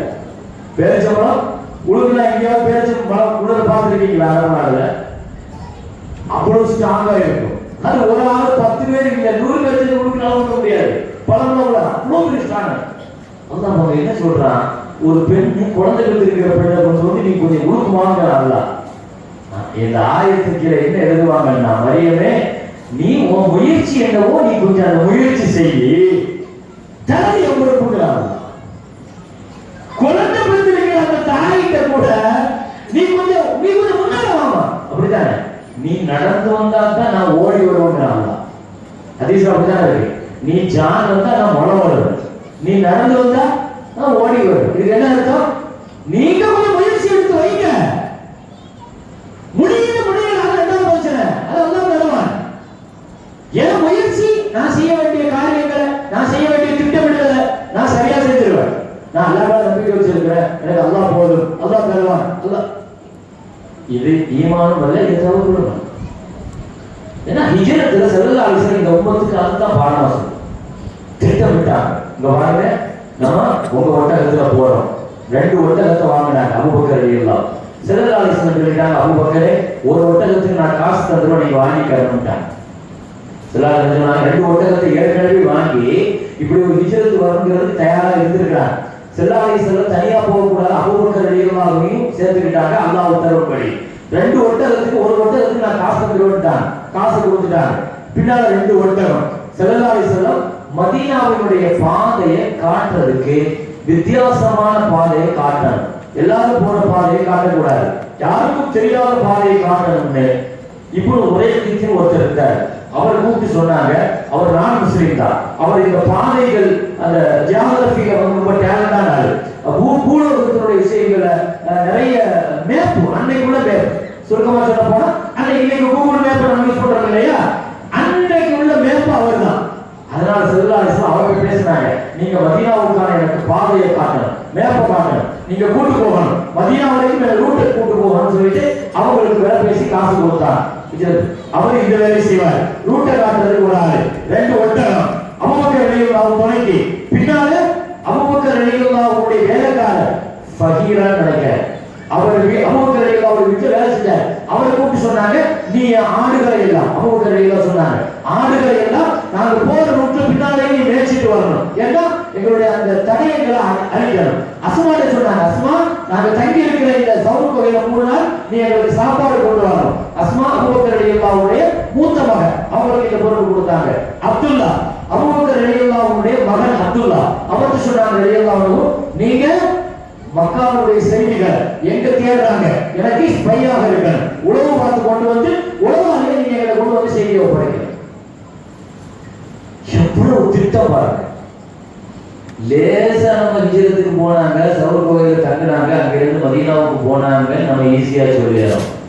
ஆனா அதுக்காக ஸல்லல்லாஹு அலைஹி வஸல்லம் போட்ட 3 வருஷத்தினுடைய திட்டம், அது செயல்முறைப்படுத்துகிற பொழுது இந்த 14 நாட்கள் நபிகள் நாயகம் ஸல்லல்லாஹு அலைஹி வஸல்லம் கடந்து முதல்ல போய் இறங்குறது குபால போய் இறங்கினாங்க. ஸல்லல்லாஹு அலைஹி வஸல்லம் 14 நாள் பயணம், ஹிஜ்ரத்தினுடைய பயணத்தை முடிச்சுட்டு மதீனாவினுடைய எல்லை கிட்டத்தட்ட மதீனாவை ஒட்டி இருக்கிற என்ட்ரன்ஸ் பகுதி ஒரு 10 கிலோமீட்டர் இருக்கும்னு நினைக்கிறேன். அந்த இடத்துல போய் குபால ஸல்லல்லாஹு அலைஹி வஸல்லம் இறங்கி முதல்ல அந்த குபா மக்களை சந்திச்சு, அல்லாஹு அக்பர், அந்த மக்கள் உலகத்தினுடைய பரிசுத்தமான கூட்டம், நபிக்காகவே உருவான ஊர் மதீனா. எல்லா ஊர் மாதிரி கிடையாது மதீனா. மதீனா உருவான வரலாறை, மதீனா அல்லாஹ் எந்த இடத்திலையும் நபி ஸல்லல்லாஹு அலைஹி வஸல்லம் அந்த மண்ணை கூட விட்டு கொடுக்க மாட்டாங்க. அந்த மண்ணு இருக்குது பாருங்க, மதீனாவினுடைய மண்ணு, அந்த மண்ணுல கூட ஷிஃபா இருக்குதுன்னு நான் ஸல்லல்லாஹு அலைஹி வஸல்லம். நீங்க மக்காவாசிகள்கிட்ட போய் பார்க்கறதுக்கும் மதீனாவாசிகள்கிட்ட போய் பார்க்கறதுக்கும் வித்தியாசம் இருக்கு. ஹஜ்ஜுக்கு போனாலே தெரியும். நீங்க மக்காவுக்கு போய் வியாபாரம் பண்ணி பாருங்க, வியாபாரம் வாங்கி பாருங்க, அந்த வியாபாரிகள்கிட்ட இருக்கிற அந்த அப்ரோச், மதீனாவாசிகள்கிட்ட இருக்கிற அந்த அணுகுமுறை பெரிய டிஃபரெண்ட். அவ்வளவு சாஃப்டா இருப்பாங்க மதீனாவாசிகள். 1500 வருஷத்தை கடந்து இன்னைக்கும் கூட அந்த அன்சாரிகள் ஒரு ஊரினுடைய மண்ணினுடைய சுபாவம் மாறாதுங்க. அது யாரும் மாற்ற முடியாது. கோதாநல்லூர் இந்த ஊர் மண்ணுக்கு சில சுபாவங்கள் இருக்கு. எங்க ஊர் மேலப்பாளையம், எங்க ஊர் மண்ணுக்கு ஒரு சுபாவம் இருக்கு. ஒவ்வொரு உலகத்துல ஒவ்வொரு ஊர் மண்ணுக்கும் மனுஷனுக்கு என்ன சம்பந்தம்? செல்லாலை செஞ்சாங்க. ஒரு மனுஷனை எந்த மண்ணில இருந்து அல்லாஹ் படைக்கிறானோ அல்லது எந்த மண்ணை மூத்தா போன அல்லாஹ் நாடுறானோ அந்த ஊருக்கு அல்லாஹ் ஒரு தேவையை வச்சிருவான். எந்த ஊர்ல மூத்தாம முடிவு பண்ணாலும் அந்த ஊருக்கு இவர் போயிட்டு சம்மந்தமே இருக்காது. இங்க ஏன் வந்தாரு, எப்படி வந்தாரு, எதுக்கு வந்தார்? மௌத்து இழுத்து கொண்டு வந்தோம். ரிஸ்க் எப்படி இழுத்துட்டு வருமோ ரிஸ்க் இழுத்துட்டு வர மாதிரி மௌத்தும் இழுத்துட்டு வரும். அல்லாஹ் அந்த ஊர்ல ஒரு தேவையை வச்சிருவான். சுலைமான் நபி தர்பார்ல உட்கார்ந்துட்டு இருக்கும்போது மலக்குள் மௌத் வந்தார். அப்போலாம் மலக்குள் மௌத் நேர்ல தான் வருவார். இஸ்ராயில் நேர்ல தான் வருவார். அவரை பார்த்தவரோட சபையில் இருந்த ஒருத்தர் பார்த்து அப்படி பயந்து நடிக்கிட்டே இருக்காங்க. ஏன்னா இவர் வர வழியில் அவன் முறைச்சிக்கிட்டே வந்தார். சுலைமான் நபி பார்க்க வந்த சும்மா வேண்டியது அவன் ஒரு முறை ஒன்று முறைச்சிட்டு வந்துட்டார். சுலைமான் நபி உட்கார்ந்து பேசிட்டு அப்புறம் சுலைமான் அலைஹிஸ்ஸலாம் அவங்களை விட்டு வெளியே விட்டு போயிட்டாங்க. போன உடனே அவன் வந்தான். என்ன அவர் முறைச்சிட்டு போயிருக்கிறார். மலர்கள் மோதி எனக்கு பயமா இருக்குது. காத்து தான் உங்களுக்கு வசப்படுமே, என்ன காத்துல எங்கேயாவது தூரத்துல கொண்டு போய் விட்டுருங்க அப்படின்னு சொல்லிட்டு சுலைமான் நபி சொன்னான். குர்ஆன் சொல்றது சுலைமான் அலைஹிஸ்ஸலாத்துக்கு காற்று அல்லாஹ் வசப்படுது. இவன் அப்படியே எங்க போய் இறக்குன்னா இந்தியாவில் இறக்குன்னு சொல்லி இந்தியாவுக்கு வந்து இறக்கிட்டான் அவன். அதுக்கு பிறகு கொஞ்ச நாள் கழிச்சு மலர்கள் மோதி வந்தாங்க. வந்து கேட்டான், என்னங்க அவனையா இந்த முறை முறைச்சிங்கன்னு சொல்லி கேட்டான். இல்ல, அல்லாஹ் இந்த நேரத்துல அவனுடைய ரூஹ இந்தியாவில வச்சு வாங்கணும்னு அல்லாஹ் சொல்லி இருக்கிறான். அவன் எப்படி இங்க இருக்கிறான் நான் யோசிச்சேன். அவன் உங்க சபையில எப்படி இருக்கிறான்? நீங்க பலஸ்தீனத்துல இருக்கிறீங்க. இந்த நேரத்துல அவன் ரூஹ எல்லாம் இந்தியாவில வாங்க சொல்லி இருக்கிறான். எனக்கு ரொம்ப ஆச்சரியம் ஆகுது. சுலைமான் நபி சொன்னாங்க, உடனே நீங்க போனவங்க வந்து கேட்டா நாங்க அனுப்பிட்டேன். அங்க நான் அனுப்பிட்டேன். அப்ப அல்லாஹ் ஒரு தேவை முடிவு பண்ணிட்டான். நீங்க ஒருத்தருடைய ரூஹுக்கு தான் போகணும்னு. அவன் எப்படி அந்த பூமிக்கு வருவான் யாருக்குமே தெரியாது. ஒரு தேவையை அல்லாஹ் அந்த பூமியில வச்சிருவான். ஏதாவது ஒரு பயணம் அவர் வந்துடுவார். அல்ஹம்துலில்லாஹ், நல்ல பூமியில மூத்து வரணும், நல்ல இடங்கள்ல மூத்து வரணும். முரளிகளோ ஆசைப்பட்ட மாதிரி சொந்த ஊர்ல மூத்து வரணும். அது பெரிய நசீபு. ஒரு ரிஸ்குஹு பலதி அலிகளையெல்லாம் சொல்லுவாங்க. ஒரு மனுஷனுக்கு எல்லா இடத்துலையும் ரிஸ்க் கிடைச்சாலும் சொந்த ஊர்ல ரிஸ்க் கிடைக்கிறது பாக்கியம் தான். அலிகளையெல்லாம் சொந்த ஊர்ல ஒருத்தருக்கு ரிஸ்க் இருக்குதுன்னா அது பெரிய நசீபு. அது சொந்த ஊர்ல மூத்து அதை விட பெரிய பாக்கியம். எனவே அதற்கு முஹம்மது ரசூலுல்லாஹி ஸல்லல்லாஹு அலைஹி வஸல்லம் அந்த ஊர் மக்கள், அந்த குபா மக்கள், அந்த மதீனா மக்கள், அல்லாஹ் அக்பர், தலஅல் பத்ரு அலைனா மின் சனியாத்தில் விதாஇ வஜப ஷுக்ரு அலைனா மா தஆ லில்லாஹி தா. அந்த மக்கள் பைத்து படிச்சு எல்லாம் வரவேற்றாங்க முஹம்மது ஸல்லல்லாஹு அலைஹி வஸல்லத்தை. எங்கள்கிட்ட ஒரு சந்திரன், முழு சந்திரன் உதயமாகி விட்டது, அதுக்காக நான் அல்லாஹ்வுக்கு ஷுக்ர் செய்யறது கடமையாகிடுச்சு. இப்படி எல்லாம் ஸல்லல்லாஹு அலைஹி வஸல்லம் புகழ்ந்து படிச்சு நபியை வரவேற்று அந்த மக்கள் நபியை அப்படி கொண்டாடினாங்க. அந்த நபியை எதிர்பார்த்தே காத்திருந்தாங்க. அந்த மதீனா நபிக்காகவே உருவான மதீனா. துர்பாஹின் ஒரு யமன் ரசூலுல்லாஹ் பிறகுறதுக்கு ஒரு 1000 வருஷத்துக்கு முன்னால் ஒரு மன்னர் வந்து மதீனால 400 வீடு கட்டி 400 ஆலிம்களை அந்த வீட்டுல உட்கார வச்சு, இந்த 400 வீடு உங்களுக்கு பரிசு, நீங்க இந்த ஊர்ல இருக்கணும் மதீனால உருவாக்கி 401 ஒரு ஊரை கட்டி அந்த வீட்டுல ஒரு சாவிய ஒருத்தர் கொடுத்து சொன்னாங்க, இந்த வீடு அந்த கடைசியாக வரக்கூடிய அந்த நபிக்கு நான் கொடுக்கிற அன்பளிப்புன்னு சொல்லி கொடுத்துட்டு போனாரு. அது 1000 வருஷங்களை கடந்து ஸல்லல்லாஹு அலைஹி வஸல்லம் மதீனாவுக்கு உள்ள நுழையும் போது எல்லாரும் எங்க வீட்டுக்கு வாங்கன்னு கூப்பிடும் போது என் ஒட்டகத்திற்கு உத்தரவு இருக்குது, விடுங்க, அது எங்க போய் உட்காருதோ அங்க நான் என்ன செஞ்சுக்கிறேன் தங்குவன். அபூ அய்யூப் அன்சாரி ரலியல்லாஹு வீட்டுல ஒட்டகம் படுத்துச்சு. அங்கதான் ஸல்லல்லாஹு அலைஹி வஸல்லம் தங்கினாங்க. நிறைய பேர் நினைப்பாங்க நபி தங்குறதுக்கு அபூ அய்யூப் அன்சாரி ரலியல்லாஹு வீடு கொடுத்தாங்கன்னு நினைப்பாங்க. வரலாறு அது அப்படி அல்ல. 1000 வருஷத்துக்கு முன்னால் அந்த துப்பர் கொடுத்த வீடு தான் பரம்பரையாக பாதுகாக்கப்பட்டு கடைசியாக அந்த வீட்டுக்கு அபூ அய்யூப் அன்சாரி ரலியல்லாஹு வருகிறார்கள். அபூ அய்யூபுக்கே வீடு கொடுத்தது முஹம்மது ஸல்லல்லாஹு அலைஹி வஸல்லம். நபிதான் அபூ அய்யூப் அன்சாரி ரலியல்லாஹு வீடு கொடுத்தாங்க. ஸல்லல்லாஹு அலைஹி வஸல்லம் குபால மஸ்ஜித் கட்டப்பட்டுச்சு. போன உடனே முதல்ல பள்ளிவாசல், இஸ்லாத்தினுடைய முதல் பள்ளிவாசல். அல்லாஹ் குர்ஆன்ல சொல்றான், லமஸ்ஜிதுன் உஸ்ஸிஸ அலா தக்வா, இறையச்சத்தின் மீது கட்டப்பட்ட முதல் பள்ளிவாசல் குபா பள்ளி என்றார். ஸல்லல்லாஹு அலைஹி வஸல்லம் தங்கள் கைப்பட கலந்து கொண்டு கட்டினார்கள். 4 நாள் தங்கணும் குபாவாசிகள் கேட்டுக்கிட்டாங்க. யார சொல்லலாம், நீங்க மதீனாவுக்கு போறதுக்கு முன்னாடியே என்ட்ரன்ஸ் இல்லையா, 4 நாள் தங்கமே யார சொல்லலாம் நீங்க அப்படின்னு குபாவாசிகள் ரொம்ப ரிக்வெஸ்ட் பண்ணி கேட்டதுனால ஸல்லல்லாஹு அலைஹி வஸல்லம் 4 நாள் தங்கினாங்க. ஸல்லல்லாஹு அலைஹி வஸல்லம் அந்த மக்களுக்கு அழகான ஒரு உபதேசம் செஞ்சாங்க. அந்த முதல் குத்பா, மதீனாவினுடைய முதல் குத்பா பிரசித்தி பெற்றது. அஃஷுஸ் ஸலாம் வஅதீமுத் தஆம் வஸிலுல் அர்ஹாம் வஸல்லு பில்லைலி வன்னாஸ் நியாம் ததுகுலுல் ஜன்னத பிஸ்ஸலாம். முதல் பிரசங்கத்திலேயே நபி இதைத்தான் சொன்னாங்க, சலாம் அதிகமா சொல்லுங்க, ஏழைகளுக்கு உணவு கொடுங்க, உறவுகளை சேர்ந்து வாழுங்க, இரவு நேர தஹஜ்ஜத்தை தொழுங்க, உங்களுக்கு சொர்க்கம் கிடைக்கும். உலகத்தினுடைய எந்த தலைவரும் தன் சொந்த பூமியில் இருந்து அவர் வருகிற பொழுது அடைக்கலம் தருகிற பூமியில தான் சொந்த ஊர்ல பட்ட கஷ்டத்தை தான் சொல்லுவார். ஆனா ஸல்லல்லாஹு அலைஹி வஸல்லம் ஒரு வாரத்தை கூட மக்காவாசிகளை இப்படி கஷ்டப்படுத்திட்டாங்க அப்படி கஷ்டப்படுத்திட்டாங்க ஒண்ணுமே சொல்லல. ஸல்லல்லாஹு அலைஹி வஸல்லம் ஒரு வார்த்தை சொல்லுங்க. மக்காவுல இருந்து வரும்போதே சொல்லிட்டு வந்தாங்க, காபத்துல்லாஹ்வை பார்த்து, காபா நீ எனக்கு பிரியமான பூமி, உன்னை விட்டு போகிறதுக்கு எனக்கு மனசு இல்லை. ஸல்லல்லாஹு அலைஹி வஸல்லம் கண்ணீர் வடிச்சு காபாவை பார்த்து நிற்கிற போது அல்லாஹ்ட்ட ஒரு துஆ கேட்டுட்டு தான் வந்தாங்க. ரப்பி அத்ஹில்னி முத்கல சித்ர் வ அக்ரிஜ்னி முக்ரஜ சித்ர். ரப்பே சூரத்துல் இஸ்ரால பனி இஸ்ராயீல் அல்லாஹ் இந்த துஆவை சொல்றான். இந்த துஆவை நம்ம படிக்கிற பெருமக்களே, ரொம்ப முக்கியமான துஆ இது. ரசூலுடைய அரசியல் வாழ்க்கையினுடைய துவக்கம் அதுதான்.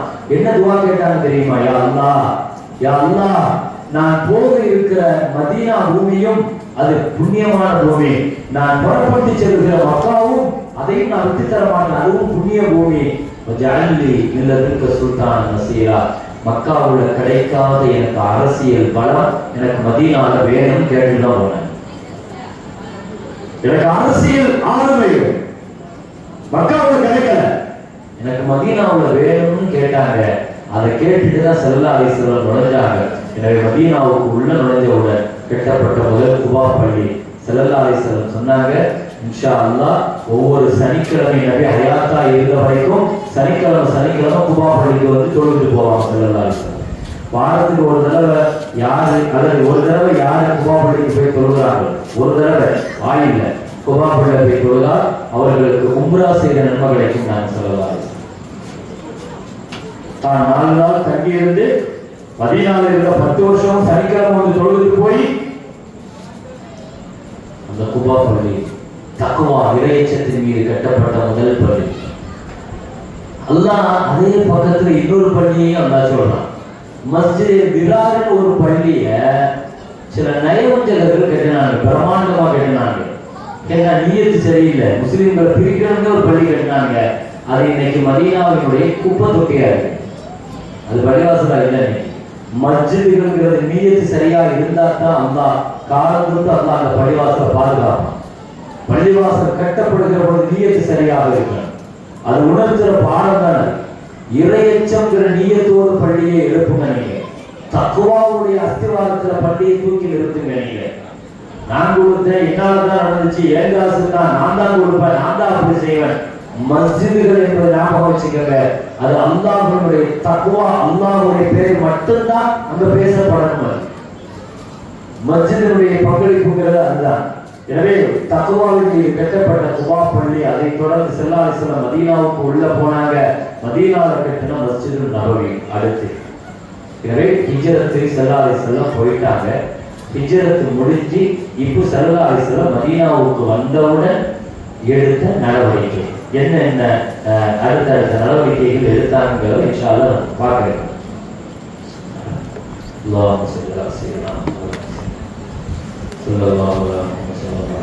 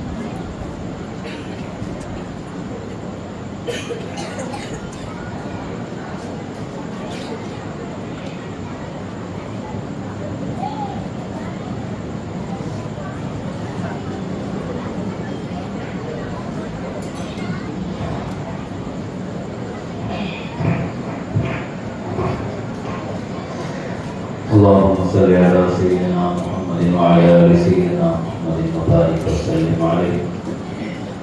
اللهم صل على النبي المصطفى حبيبك محمد عبدك ورسولك النبي الأمي وعلى آله وصحبه وسلم. اللهم صل على النبي المصطفى حبيبك محمد عبدك ورسولك النبي الأمي وعلى آله وصحبه وسلم. கணியத்துக்குரிய பெருமக்களே, ஸல்லல்லாஹு அலைஹி வஸல்லம் ஹிஜ்ரத் பயணத்தினுடைய நோக்கம் 3 விஷயம். இத குர்ஆன் சொல்லுது. இத விளங்க. ஏன்னா எந்த பயணத்துக்காக வராங்கங்கறத விளங்கினா தான் மதீனால அதை எப்படி செயல்படுத்த போறாங்கங்கறத நம்ம விளக்க முடியும். ஒரு 3 திட்டத்தோட மதீனாவுக்குள்ள வராங்க. அது 3 திட்டம் என்ன? அல்லாஹ் குர்ஆன்ல சொல்றான். சூரத்துல் அன்ஃபால்ங்கற சூரால வذ்குரு இது அன்தும் கலீல், நபியே நீங்கள் மைனாரிட்டியாக இருக்கிறீர்கள், நீங்கள் மைனாரிட்டியாக இருக்கிறீர்கள். முஸ்தலஃபூன ஃபில் அர்த், பொருளாதாரத்தில் பலகீனமாக இருக்கிறீங்க. தகாஃபூன ஐயதஹதபகும் அன்னாஸ், எப்ப வேண்டுமானாலும் உங்கள் மீது தாக்குதல் நடத்தலாம் என்று அச்சத்தோடு வாழ்கிறீர்கள். இந்த 3 தான் முஸ்லிம்களுடைய பிரச்சனை. பசி, பயம், மைனாரிட்டி. கம்மியா இருக்கிறீங்க. ஹிஜ்ரத் போனா தான் முஸ்லிம் உம்மத் மெஜாரிட்டி ஆகும். மக்காவுல இந்த 13 வருஷம் இந்த இஸ்லாத்தை சொன்னதுக்காக முஸ்லிம் ஆனவங்க எத்தனை பேர்னா 500 பேர். 500 பேருக்கு அதிகபட்சமா சொல்றேன். எத்தனை வருஷத்துக்கு? 13 வருஷம்.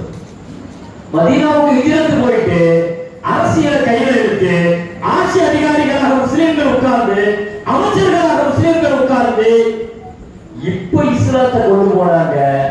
10 வருஷத்துல முஸ்லிம் ஆனவங்க 1.25 லட்சம் பேர். செல்லாசன் அச்சுக்கு வரும்போது எவ்வளவு பேர் வந்தாங்க? 1.25 லட்சம். 1,24,000 சஹாபாக்கள் வந்தாங்க இல்லையா? 500 பேர் எங்க இருக்கு? 1.25 லட்சம் எங்க இருக்கு? அப்ப இந்த 1.25 லட்சம்ங்கிற அந்த மெஜாரிட்டியை கொடுத்தது மக்கள் பாப்புலேஷன் வேணும், மேன் பவர் வேணுங்க. அது இல்ல நம்மளால ஒண்ணும் செய்ய முடியாது. இந்த சமுதாயம்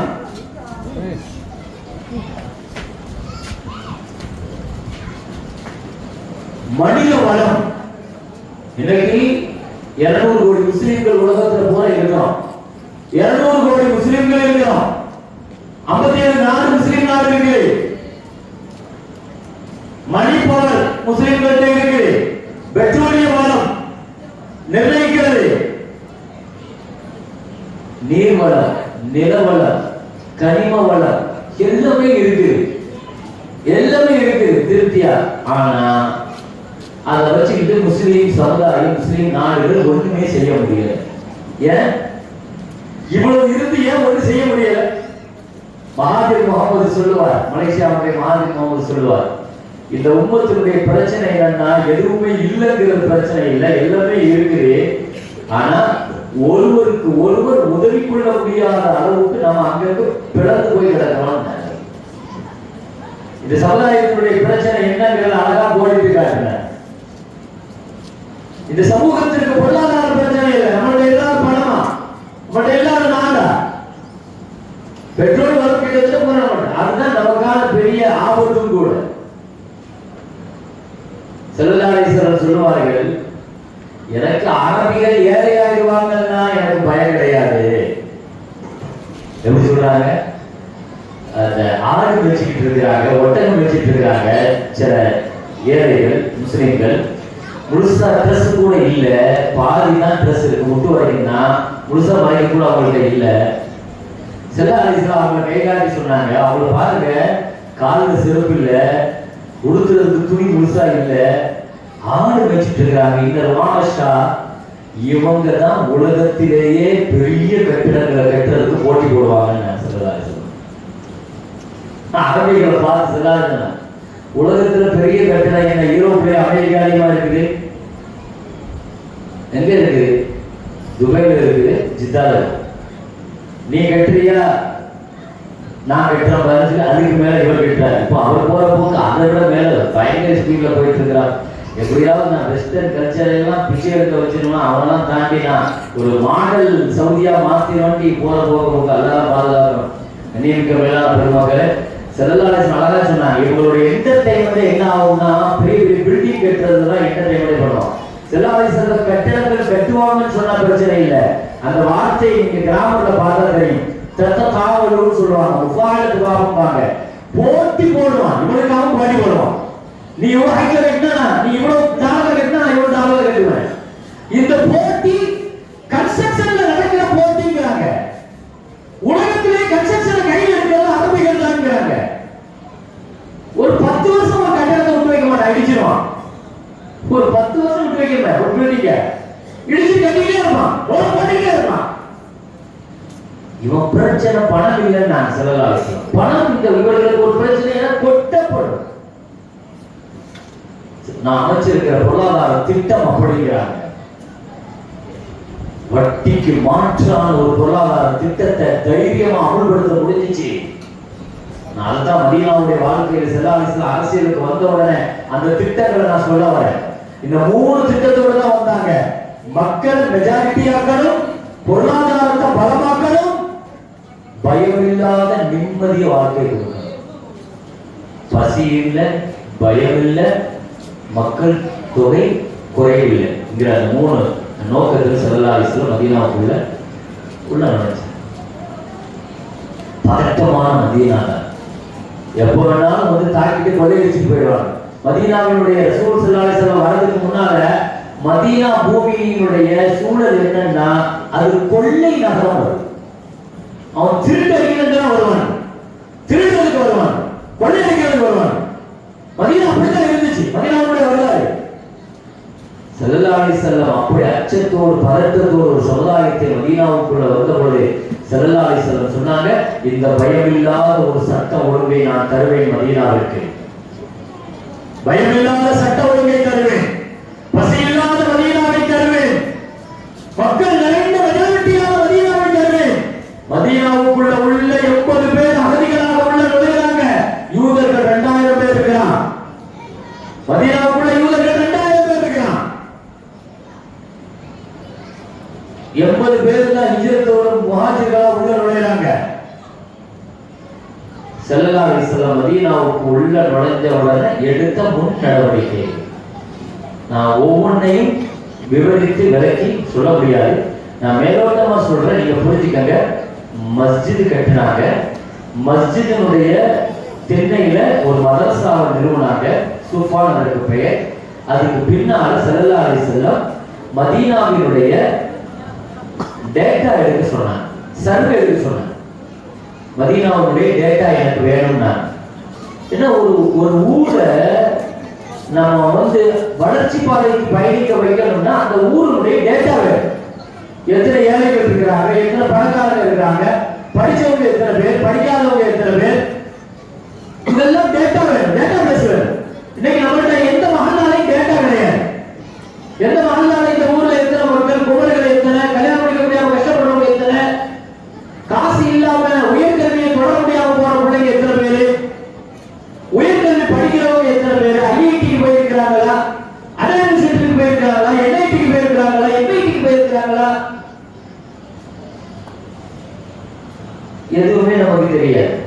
எல்லாமே இண்டிவிஜுவல், தனித்தனியா அவங்கவுங்க குடும்பம், மகல்லா ஒரு சம்பந்தம் இல்லை, பள்ளிவாசல் ஒரு சம்பந்தம் இல்லை, பள்ளிவாசலுக்கு எந்த கம்யூனிகேஷன் கிடையாது, பள்ளிவாசல கேட்டாலும் தெரியாது. அவங்களுக்கு இங்க இப்படி ஒரு இளைஞர்கள் இருக்கிறாங்க, இவருக்கு கவனம் இருக்காது, எத்தனை இளைஞர்கள் இருக்கிறாங்க தெரியாது. ஒரு மகல்லால டேட்டா வேணும். ஹிஜ்ரத்துக்கு பின்னால ஸல்லல்லாஹு அலைஹி வஸல்லம் இந்த உம்மத்திற்கு சொல்லித் தந்த முதல் பாடம் டேட்டா இருக்கு சொன்னாங்க. எனக்கு தஃப்தர் ரெடி பண்ணி இருந்தாங்க, ஒரு லெக்சர் ரெடி பண்ணி இருந்தாங்க, பாதிக்கப்பட்டவர்களோட லிஸ்ட் கொடுங்கன்னாங்க, பணக்காரர்களுடைய லிஸ்ட் கொடுங்கன்னாங்க. எல்லாமே முழுசா டேட்டா ரசூலுடைய டேபிள் ஸல்லல்லாஹு அலைஹி வஸல்லத்துக்கு முன்னால டேட்டா பேஸ் ரெடி பண்ணி கொண்டு வந்து ஸல்லல்லாஹு அலைஹி வஸல்லம் கையில கொடுத்தாங்க. இப்போ அரசியல் அறிவிக்க போறாங்க. ஸல்லல்லாஹு அலைஹி வஸல்லம் ஒரு ஆட்சியாளராக தன்னை அறிவிக்க போறார்.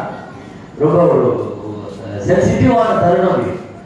நபி ஸல்லல்லாஹு அலைஹி வஸல்லம் எல்லாம் கிடைச்ச உடனே அதுக்கு முன்னால தஸ்தூர் மதீனான்னு சொல்லுவாங்க.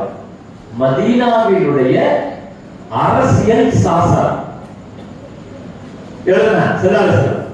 மதீனாவினுடைய அரசியல் சாசன சட்டம் அது. சுமார் 52 ஆர்டிகல் இருக்கும். அதுல 52 ஆர்டிகல் உள்ள பகுதிகள் உள்ள ஒரு மதீனாவினுடைய, இப்போ இந்திய அரசியல் சாசன சட்டம் இருக்குது இல்லையா, இந்த பீனல் கோட் சொல்றாங்க. அதே மாதிரி ஸல்லல்லாஹு அலைஹி வஸல்லம் உலகத்திலேயே முதல்ல அரசியல் சாசன சட்டத்தை எழுதுனது முஹம்மது ஸல்லல்லாஹு அலைஹி வஸல்லம். அரசியல் சாசனம் மதீனாவினுடைய, தயவு செய்து வாய்ப்பு கிடைச்ச அந்த 52 ஆர்டிகளை படிங்க. நான் இதை சொல்ல முடியாது, ஒரு மேடையில சொல்லி முடிக்கிற விஷயங்கள் அல்ல. அதெல்லாம் உங்களுக்கு அடையாளம் காட்டிட்டு போறேன். தயவு செய்து அந்த வரலாறு நபி வாழ்க்கை உள்வாங்கணும், மதீனா வாழ்க்கை உள்வாங்கணும்னா நீங்க இதை படிக்கணும். அந்த அரசியல் சாசனம் என்ன சொல்லுது படிங்க. உலகத்துல முதல்ல எழுதப்பட்ட மனிதாபிமான சாசனம் அது, மனித உரிமை சாசனம் அது. 52 ஆர்டிகல்ல 25 முஸ்லிம்களுக்கு மத்தியில் உள்ள சட்டங்கள், 27 நான் முஸ்லிம்களுக்கு உள்ள சட்டங்கள். அங்கேயும் பாருங்க ஸல்லல்லாஹு அலைஹி வஸல்லம் அவங்களை பாதுகாக்கிறதுக்கு அதிகமாக சட்டம் ஏற்றினார். ஒரு நான் முஸ்லிமுடன் எப்படி நடந்துக்கணும், ஏன்னா யூதர்கள் இருக்கிறாங்க, கிறிஸ்தவர்கள் இருக்கிறாங்க, முஷ்ரிக்குகள் இருக்கிறாங்க, காஃபிர்கள் இருக்கிறாங்க, ஜிம்மிகள் இருக்கிறாங்க, முனாஃபிக்குகள் இருக்கிறாங்க, எப்படி நடக்கணும். நான் முஸ்லிமுடன் உள்ள அந்த சட்டம், முஸ்லிம்களுடன் உள்ள அந்த 25 ஆர்டிகல் சட்டம் தஸ்தூர் மதீனாவினுடைய. அதுக்கு பின்னால இந்த சட்டங்களை ஒத்துட்டு தன்னை ஒரு ஆட்சியாளர் அறிவிச்சுட்டாங்க. அறிவித்தவுடன் அடுத்து ஸல்லல்லாஹு அலைஹி வஸல்லம் 2 காரியத்தை ரொம்ப கவனமா செஞ்சாங்க. 2 விஷயத்தை ரொம்ப கவனமா செய்யறாங்க. என்ன, ஒரு ஆட்சியாளருக்கு இது ரொம்ப முக்கியம். ஒரு என்ன, முதல்ல சஹாபிகளுக்கு மத்தியில, முஸ்லிம்களுக்கு மத்தியில சகோதரத்துவ உறவை பலப்படுத்தினார். இது ரொம்ப முக்கியம். நம்ம அரசியல் நோக்கி பயணிச்சு போயிட்டே இருக்கும்போது உள்ள துண்டாடி போய் கிடந்துச்சுன்னா, இவங்களுக்குள்ள பிரச்சனை இருந்துச்சுன்னா, உள்கட்டமைப்பே சரியில்லை, வெளிக்கட்டமைப்பை நம்ம எப்படி சரி செய்ய முடியும்? அதனால ஸல்லல்லாஹு அலைஹி வஸல்லம் அதுக்கு பேர் அரபியில உஹுவத்னு சொல்லுவாங்க. உஹுவத் இப்படி ஒரு பகுதி இருக்கு, நீங்க இணைய படிக்க, உஹுவத்தை படிக்க. அது என்னன்னா சகோதரத்துவத்தை ஸல்லல்லாஹு அலைஹி வஸல்லம் ஏற்படுத்தினாங்க. ஏன்னா அகதிகளாக வந்த 82 பேர்களை மதீனாவாசிகளோடு கோர்த்து விட்டாங்க. ஒவ்வொருத்தங்களோட ஒவ்வொருவர் என்ன சொன்னாங்க, நீங்க சகோதரர்களா மாதிரி உலகத்துல ஒரு தர்மம் செய்யற சமுதாயம். ஒரு வந்து கஷ்டப்படுறேன்னு கேட்டா 10 ரூபா கொடுப்போம், 100 ரூபா கொடுப்போம், அப்படிதானே கொடுப்போம். வீட்டை கொடுக்கறத பார்த்துருக்கீங்களா? வீட்டை சடங்காக கொடுக்குற அன்சாரிகள் மட்டும்தான். வீட்டை கொடுத்தாங்க, உறவை கொடுத்தாங்க. 2 மனைவி வச்சிருந்தா 1 மனைவிக்கு தலாக்கு விட்டு அந்த மனைவிக்கு அவருக்கு கல்யாணம் முடிச்சு வச்சாங்க. 2 கடை வச்சிருந்தா 1 கடை அவருக்கு கொடுத்து வியாபாரம் செய்ய சொன்னாங்க. 2 நிலத்தை வச்சிருந்தா 1 நிலத்தை அவருக்கு விவசாயம் செய்ய சொன்னாங்க. அல்லாஹ் குர்ஆன்ல சொல்லுவாங்க, தன்னை விட தன் சகோதரர்களை தேர்வு செய்கிற அன்சாரிகள் ஹாஜதா பிமா ஊது. ஆட்சியாளர்களாக யார் வரணுங்கிறத கூட அன்சாரிகள் பின்னுக்கு நின்றுட்டு ஆட்சியாளர்களா முஹாஜிர்களா அமர வச்சாங்க. அப்படிதானே? உலகத்துல எங்கேயாவது நடக்குமா? அகதிகளாக வந்தவங்களை ஆட்சியாளராக வச்சு உள்ளூர் மக்கள் அழகு பார்ப்பாங்களா?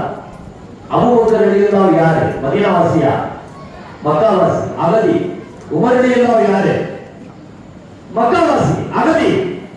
உஸ்மான் ரலியல்லாஹு, அலி ரலியல்லாஹு, அடுத்தடுத்த ஆட்சிக்கு வந்த 4 பேர்களும் மதீனாவாசி கிடையாது, மக்காவாசி. எப்படி அந்த பெருந்தன்மை வரும்? சொந்த ஊர்ல வெளியூர்காரன் வளர்றாருங்கிறதே நமக்கு பெரிய விஷயமா இருக்கும். சொந்த ஊர்ல ஆட்சியை கொடுத்து சும்மா இருக்க முடியுமா?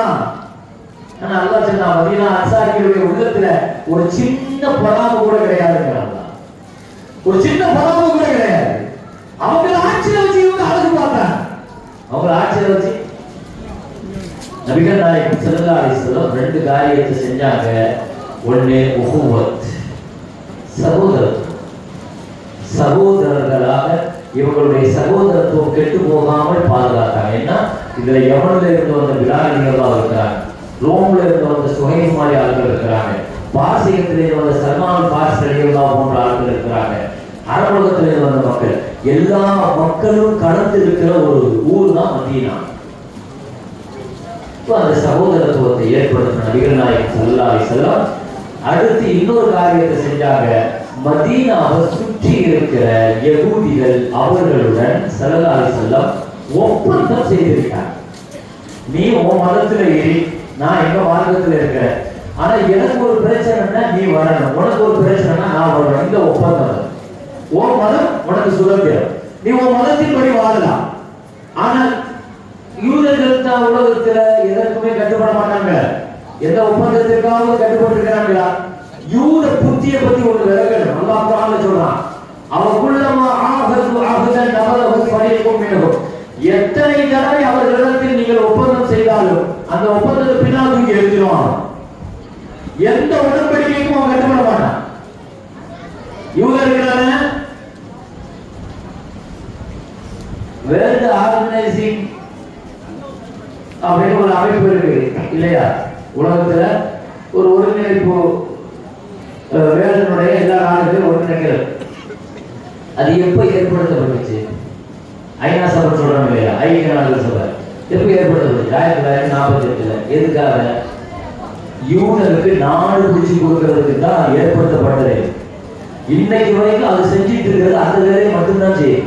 நீங்க வேணா பாருங்க, இவன் பலஸ்தீனத்துல அடிக்க சொல்லுவான், அவன் அடிப்பான். இதுவரைக்கும் உள்ளது பூரா வரலாறு தான் நடந்திருக்கு.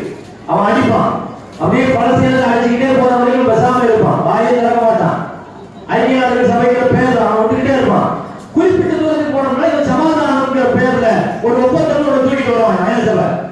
ஒரு மண்ணாங்கட்டி ஒப்பந்தத்தை யூதன் கடைபிடிக்க மாட்டான். உலகத்துல அவன் கடைபிடிச்சதா வரலாறே கிடையாது. ஒப்பந்தத்தை வாங்கிட்டு பின்னாடி யாசர் அரபாத்தை போட்டுதான் பாருங்க, இந்த மாதிரி செஞ்சுக்கிட்டே இருப்பான் இவன். வரலாற்றுல இப்படி முஸ்லீம்களை நிறைய பேர் அதை செஞ்சிருக்கான். ஒப்பந்தம்ங்கிற ஒரு பின்னணியில இருந்துட்டு தான் எல்லா தீவிரவாதத்தையும் அவன் செய்வான். இவன் அந்த ஒப்பந்தங்களை பிடிக்குள்ள இருந்தா தான் ஒரு ஒப்பந்தத்துல இருக்கிறான், இவன் ஒண்ணும் செய்ய மாட்டான். இதுல இருந்துட்டு இவன் செஞ்சதுதான் இவ்வளவு பெரிய காரியம். யூதரை சாதாரணமா நினைச்சாருங்க பெருமக்களே. குர்ஆன்ல அல்லாஹ் கிறிஸ்தவர்களை பத்தி சொல்லுவான். கிறிஸ்தவர்களாவது கிட்டத்தட்ட உங்களுடைய வாழ்வாதாரத்தோடு மார்க்கத்தோடு கொஞ்சம் நெருங்கி வருவாங்க, குறிப்பிட்ட ஒரு இடத்துல பிரிச்சு போயிடுவாங்க. அக்ரபுஹும் மவத்தாங்கிற அல்லாஹ். ஆனா இவன் அப்படி கிடையாது. இவன் ஷைத்தான், அதாவத்தல் லில்லதீன. அல்லாஹ் சொல்றான், இவன் பெரிய எதிரிவன், இவன் உலகத்துக்கே அச்சுறுத்தல். ஒப்பந்தம் ஒப்பந்தம் ஒப்பந்தம் எல்லாத்தையும் ஒப்பந்தத்துக்கு வருவான். இவன் வந்து ஒப்பந்தம் போடுவான். இவன் ஐநா சபை நினைச்சாங்க பஞ்சாயத்து பண்ணி என்ன பண்ணுவாங்க, இதுவரைக்கும் பிடிச்சிருக்கியா, சரி பிடிச்சிருக்கிற உனக்கு இதுவரை நீ எவ்வளவு கைப்பற்றிருக்கியோ அந்த நிலத்தை நீ செஞ்சுக்கோ. இந்த பஞ்சாயத்து பண்ணிட்டு போறதுக்கு தான் ஐநா சபை ஒன்று இருக்கு. இன்னைக்கு வரைக்கும் பெரிய சாதனை ஐநா சபை என்னத்தை கிழிச்சிருக்கு நீங்க பாத்தீங்கன்னா இதுதான் செஞ்சிருக்கு. இந்த வேலையை மட்டும்தான் செய்யும். யூதருக்கு அடிவருகிறார், யூதருடைய இந்த திட்டத்திற்கு பலம் சேர்க்கிறாங்க. எனவே இவனுக்கு ஒப்பந்தம்ங்கிறது ஒரு வரலாற்றாசிரியர் குறிப்பிடுவார், முகமது நபி மாதிரி யூதர்களுக்கு இடம் கொடுத்தது உலகத்துல யாரும் இல்லை. அவன் யாருக்காவது விசுவாசமா இருந்திருக்கணும் நினைச்சிருந்தா முகமது நபிக்கு வரலாற்றுல அவன் விசுவாசமா இருந்திருக்கான். ஒரு நான் முஸ்லிம் வரலாற்று ஆசிரியர் இருந்தாரு, அவருக்கு அவன் துரோகம் பண்ணிட்டான். செல்லலாசு அவங்க இடம் கொடுத்தாங்க மதீனால. இவன் ஒப்பந்தம் பண்ணாலாவது பேசாம கடப்பான்னு நினைச்சு ஒப்பந்தம் பண்ணாங்க. அவனோட ஒப்பந்தம் பின்னால வாய்ப்பு கிடைக்கிற பொழுதெல்லாம் இவன் துரோகத்தை பண்ணிக்கிட்டே இருந்தான். மதீனாவை சுத்தி கிட்டத்தட்ட ஆயிரக்கணக்கான கோட்டைகள்ல தான் அவன் இருப்பான். மதீனாவை சுத்தி பனு குறைலா, பனு நதீர், இப்படி அவன் கோட்டைகள் இருக்கு. ஒரு சேஃப்டியா கோட்டைகள் இருக்கணுங்கிறதுனால அவன் தன் சேஃப்டியா கோட்டைக்குள்ள நல்ல ஒரு அழகான ஒரு பசுமையா அப்படி அமைச்சு நல்ல அப்படி உணர்ந்துடுவான். மதீனாவை சுத்தி அவன் கோட்டையில இருந்தான். யூதர்கள் ஸல்லல்லாஹு அலைஹி வஸல்லத்துக்கு துரோகம் பண்ணிக்கிட்டே இருந்தான். ஒரு போர்க்களம் நடந்துச்சு, பத்ரு, உஹது, இதெல்லாம் என்ன செய்வான்னா ரொம்ப ஆபத்தான. ஏன்னா ஸல்லல்லாஹு அலைஹி வஸல்லம் எதிரிகள்கிட்ட இருந்து மதீனா மக்களை பாதுகாக்கிறத விட இவன்கிட்ட இருந்து பாதுகாக்கணும். ஏன்னா மதீனா உள்ளே இருக்காங்க, மதீனாவுக்குள்ளே இருக்கான். அதனால கவனமா இருப்பாங்க ஸல்லல்லாஹு அலைஹி வஸல்லம். சரி, நான் இப்போ போர்க்களங்கள்னு சொல்லி உள்ள வரணும். இன்ஷா அல்லாஹ் போர்க்களங்கள் குறித்து மோஜிசா குறித்து ரெண்டையும் சேர்த்து இன்ஷா அல்லாஹ் நாளைக்கு அந்த போர்க்களங்களுடைய நிகழ்வுகளை நம்ம பார்க்கலாம். ஸல்லல்லாஹு அலைஹி வஸல்லம் யூதர்கிட்ட ஒப்பந்தம் பண்ணி கடைசி வரைக்கும் அந்த ஒப்பந்தத்தை நிறைவேற்றுறாங்க. மக்காவுல இருந்து ஒரு பெரிய கூட்டம் ஒன்று கிளம்பி வந்தாங்க. கந்தர்ன்னு சொல்லிட்டு ஒரு பெரிய யுத்தம் நடந்துச்சு. அது என்ன, பன்னாட்டு கூட்டங்களை எல்லாம் சேர்த்து அரபு உலகத்தினுடைய எல்லாத்தையும் வந்து சேர்த்து ஒரு பெரிய கூட்டமா 10,000 பேர் வந்தது அந்த கந்தர் யுத்தத்துல தான். அறிவிக்காம உள்ள வந்து நுழைஞ்சிட்டாங்க. உள்ள யூதர்கள் அதுக்கான எல்லா வழிகளையும் செஞ்சு கொடுத்து உள்ள வந்துட்டாங்க. யூதரும் அதோடு சேர்த்துக்கிட்டான். கிட்டத்தட்ட 10,000 பேர்கள் ஸல்லல்லாஹு அலைஹி வஸல்லம் அவசர நடவடிக்கையாக ஆலோசனை செஞ்சு மதீனாவை சுத்தி இருக்கிற பெரிய குழி தோண்டினாங்க. அந்த குழி தோண்டி மதீனாவை பாதுகாத்தாங்கிறத அந்த கடைசி நேரம் ஒரு போர்க்கால நடவடிக்கையை ஸல்லல்லாஹு அலைஹி வஸல்லம் எடுத்து மதீனாவை காப்பாற்றிடுவாங்க. அதுல இருந்து அவங்க விரட்டி அடிச்சிருவாங்க. அப்ப அந்த போர்க்களத்துல தோத்து போயிடுவாங்க. அந்த பன்னாட்டு படைகள் தோத்த உடனே ஸல்லல்லாஹு அலைஹி வஸல்லம் ஜெயிச்சுட்டு போய் உட்காரும் பொழுது நபி ஸல்லல்லாஹு அலைஹி வஸல்லத்துக்கு ஜிப்ரீல் அலைஹிஸ்ஸலாத்துல இருந்து உத்தரவு வந்துச்சு, நபியே உங்க ஆயுதத்தை கீழே வைக்காதீங்க, மதீனாவை சுத்தி இருக்கிற இந்த யூதர்கள் உங்களுக்கு துரோகம் பண்ணிட்டாங்க, ஒப்பந்தம் பண்ணிட்டு போர்க்களத்துல எதிராக வந்து நின்றுட்டாங்கன்னு சொன்ன உடனே இவங்களை களை எடுத்துருக்க, இனிமே இவங்க மதீனாவை வைக்காதீங்கன்னு சொன்ன உடனே ஸல்லல்லாஹு அலைஹி வஸல்லம் முதல்ல மதீனாவை யூதர்கள்ட்ட இருந்து அப்புறப்படுத்துறதுக்கு அவன் இருக்கிற கோட்டையை முற்றுகையிட்டான். 14 நாள் பனு குறைலா, பனு நதீர் 2 கோட்டைகள் முற்றுகையிடப்பட்டு பனு குறைலாவுடைய பூரா பெண்கள் சிறுவர்கள் கைதியாக பிடிக்க சொல்லிட்டாங்க. அதுல இருக்கிற ஆண்கள் இளைஞர்கள் இருப்பாங்க, அத்தனை பேரையும் ஸல்லல்லாஹு அலைஹி வஸல்லம் கழுத்து வெட்டி போடணும்ட்டாங்க. ஒரு யூதனை விடக்கூடாது ஸல்லல்லாஹு அலைஹி வஸல்லம் அறிவிச்சிட்டாங்க.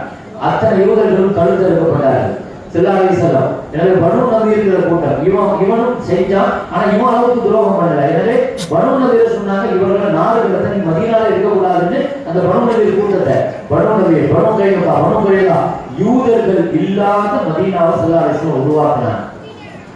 அச்சா, யூதர்களை பூரா மதீனா விட்டு வெளியாக்கி மதீனாவை ஃபில்டர் பண்ணிட்டாங்க. ஏன்னா ஒப்பந்தத்துக்கு மாறு செஞ்சுட்டாங்கிற ஒரு கருத்து வந்துட்டாங்க ஸல்லல்லாஹு அலைஹி வஸல்லம். இப்ப அடுத்து நபி ஸல்லல்லாஹு அலைஹி வஸல்லம் மௌத்தா போகும்போது ஒரு அறிவிப்பு செஞ்சாங்க, அஹ்ரிஜுல் யஹூத மின் ஜஸீரத்தில் அரப், அரேபிய தீபகற்பத்திலிருந்தே இந்த யூதர்களை வெளியாக்கிட்டாங்க ஸல்லல்லாஹு அலைஹி வஸல்லம். தங்களுடைய ஹயாத்துல மதீனாவுக்கு வெளியாக்கிட்டாங்க, சுத்தமா மதீனாவுக்கு வெளியாக்கிட்டாங்க. ஒரு 5 வருஷத்துல நபி வஃபாத் ஆகும்போது அரேபிய தீபகற்பத்தை வரைபடத்திலேயே வைக்கக்கூடாது, இவரை வெளியாக்கிட்டாங்க. யூதர்கள் இல்லாத ஒரு அரபுலகத்தை ஸல்லல்லாஹு அலைஹி வஸல்லம் அமைச்சு அற்புதமான மதீனாவுடைய அரசியல் திட்டங்களில் முஹம்மது ஸல்லல்லாஹு அலைஹி வஸல்லம் அறிவிச்சு பயணித்து ஒரு 2 வருஷம் அடுத்தடுத்த இஸ்லாமிய கடமைகள், ஜகாத் கடமையாகுது, நோன்பு கடமையாகுது. இப்படி ஒவ்வொன்றாக ஜகாத், நோன்பு, தொழுகை மக்காவை வச்சு கடமையாயிட்ட. தொழுகை மக்காவை வச்சு கடமையாயிடுச்சு, மேராஜுக்கு போனப்போ தொழுகை கடமையாயிடுச்சு. நோன்பும் ஜகாத்தும் மதீனாவினுடைய 2வது வருஷம் கடமையாகும். நோன்பு கடமையாயிட்டு, ஜகாத் கடமையாயிட்டு, ஸல்லல்லாஹு அலைஹி வஸல்லம் அரசியல் தலைமை அறிவிச்சுட்டாங்க. அரசியல் நாடு மதீனாவினுடைய சட்டம் வந்துருச்சு, மதீனாவுக்கு கானூன் வந்துருச்சு. இப்படி பயணித்துக் கொண்டு இருக்கிற பொழுது இஸ்லாத்தினுடைய முஸ்லிம்களுடைய அபாரமான வளர்ச்சியை நோக்கி போய்கொண்டிருக்கிற பொழுதுதான் மக்காவாசிகள் ஒரு பெரிய திட்டம் போட்டாங்க. சொந்த ஊரை விட்டு போயிட்டாலும் கூட இவர்களை மதீனாவை இப்படியே வளர விட்டா நாளைக்கு நம்மளை அழிக்கிறதுக்கு மக்காவுக்கு வந்து நிற்பாங்கன்னு சொல்லிட்டு பெரிய திட்டம். என்ன திட்டம் போடுறாங்கன்னா, மக்காவில் உள்ள ஒவ்வொருத்தங்களும் பணம் தரணும், எல்லாரும் பணத்தை கொட்டணும். அந்த பணம் இன்வெஸ்ட்மெண்ட் பண்ணி அந்த பணத்தை சிரியாவுக்கு ஒரு கூட்டத்தை அனுப்பணும். அவங்க போய் வியாபாரம் செஞ்சு ஆயுதங்களை வாங்கி அதை கொண்டு மதீனாவின் மீது போர் தொடுத்து முஸ்லிம்கள் கரையை முடிக்கிறது. இதுதான் திட்டம். இந்த திட்டத்தை முன்னெடுக்கிற பொழுதுதான் அதன் தொடர்ச்சியை தான் பதில் களம் என்பது அது உருவாக்குது. பதிலுடைய துவக்கம் எங்களை ஆரம்பிக்கிறது. அதே மாதிரி அவங்க நினைச்ச மாதிரியே பெருசா திரட்டினாங்க, பணங்காசுகளை திரட்டினாங்க. திரட்டிட்டு அபூ சுஃபியானுடைய தலைமையில ஒரு வியாபார கூட்டம் சிரியாவுக்கு போச்சு. நல்ல சம்பாதிச்சாங்க, நிறைய லாபமான அந்த பணத்தை கொண்டு ஆயுதங்களை வாங்கிட்டு அவர் அப்படியே மக்காவுக்கு திரும்பி கொண்டு இருக்கிறார் என்ற செய்தியினுடைய பின்னணியிலே தான் முஹம்மது ரசூலுல்லாஹி ஸல்லல்லாஹு அலைஹி வஸல்லம் பத்ர், உஹத், கந்தக், தபூக் அடுத்தடுத்த யுத்தங்கள் இத்தனை யுத்தங்களை சந்தித்தார். நான் இன்றைய ஜும்மாவில் பெரிய பள்ளியில் சொன்ன வார்த்தை உங்களுக்கு ஞாபகம் இருக்கலாம். போர்க்களங்கள் என்பது முஸ்லிம்களின் நோக்கம் அல்ல.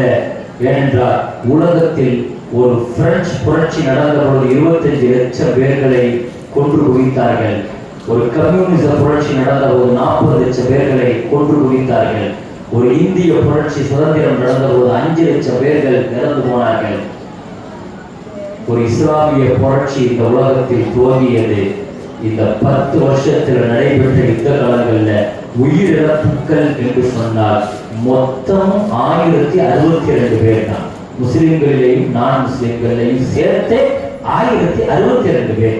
உலகத்தில் எங்கேயாவது நடக்குமா? ஏனென்றால் போர்க்களங்களில் கூட மனித நேயத்தையும் ஒரு உயிரினுடைய மதிப்பையும் பேணிய மார்க்கம் இஸ்லாம்.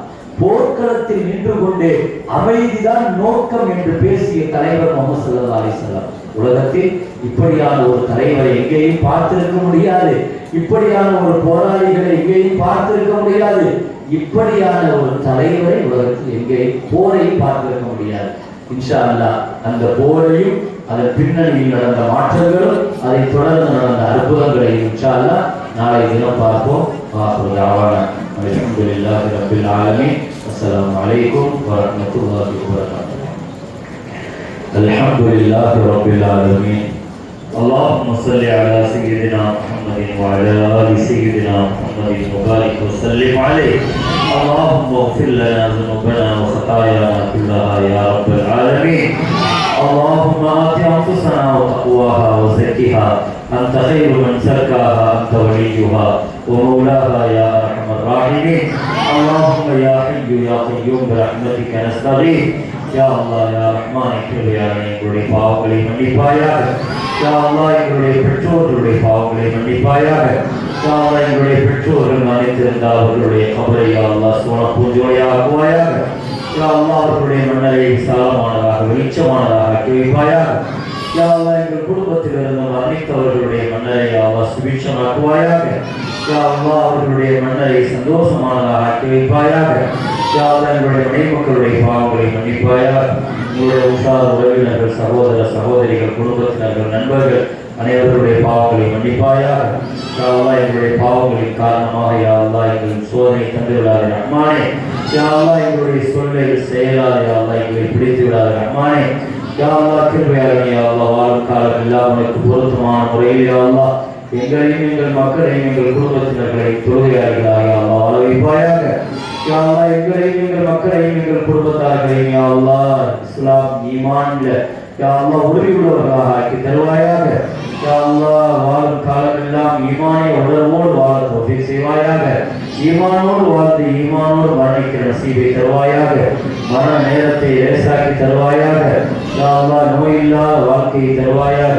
யா அல்லாஹ் பேராபத்துக்கள், நோய்கள், பெரும் நோய்கள், தொற்று நோய்கள் போன்ற விபத்துக்கள் போன்ற எல்லா விதமான துர்மரணங்களில் இருந்து, கெட்ட மரணங்களில் இருந்து, யா அல்லாஹ் திடீர் மரணங்களில் இருந்து யா அல்லாஹ் எங்களையும் எங்கள் குடும்பத்தார்களையும் பாதுகாப்பாயாக. கடன் இல்லாத, கஷ்டம் இல்லாத வாழ்க்கை எங்களுக்கு தருவாயாக. உயிரின் மேலான கண்மை முஹம்மது ரசூலுல்லாஹி ஸல்லல்லாஹு அலைஹி வஸல்லம் வரலாற்றை நாங்கள் கல்விடையே சுமந்து, அவர்களுடைய நேசத்தை சுமந்து, அவர்களுடைய வாழ்வில் அவர்களை பின்பற்றி வாழ்ந்து, அவர்களோடு நாளை மறுமையில் சொர்க்கத்தில் இருக்கிற பெரும் நசீபை, பாக்கியத்தை யா அல்லாஹ் எங்களுக்கும் எங்கள் குடும்பத்தார்களுக்கும் யா அல்லாஹ் நீ வழங்கி அருள் புரிவாயாக.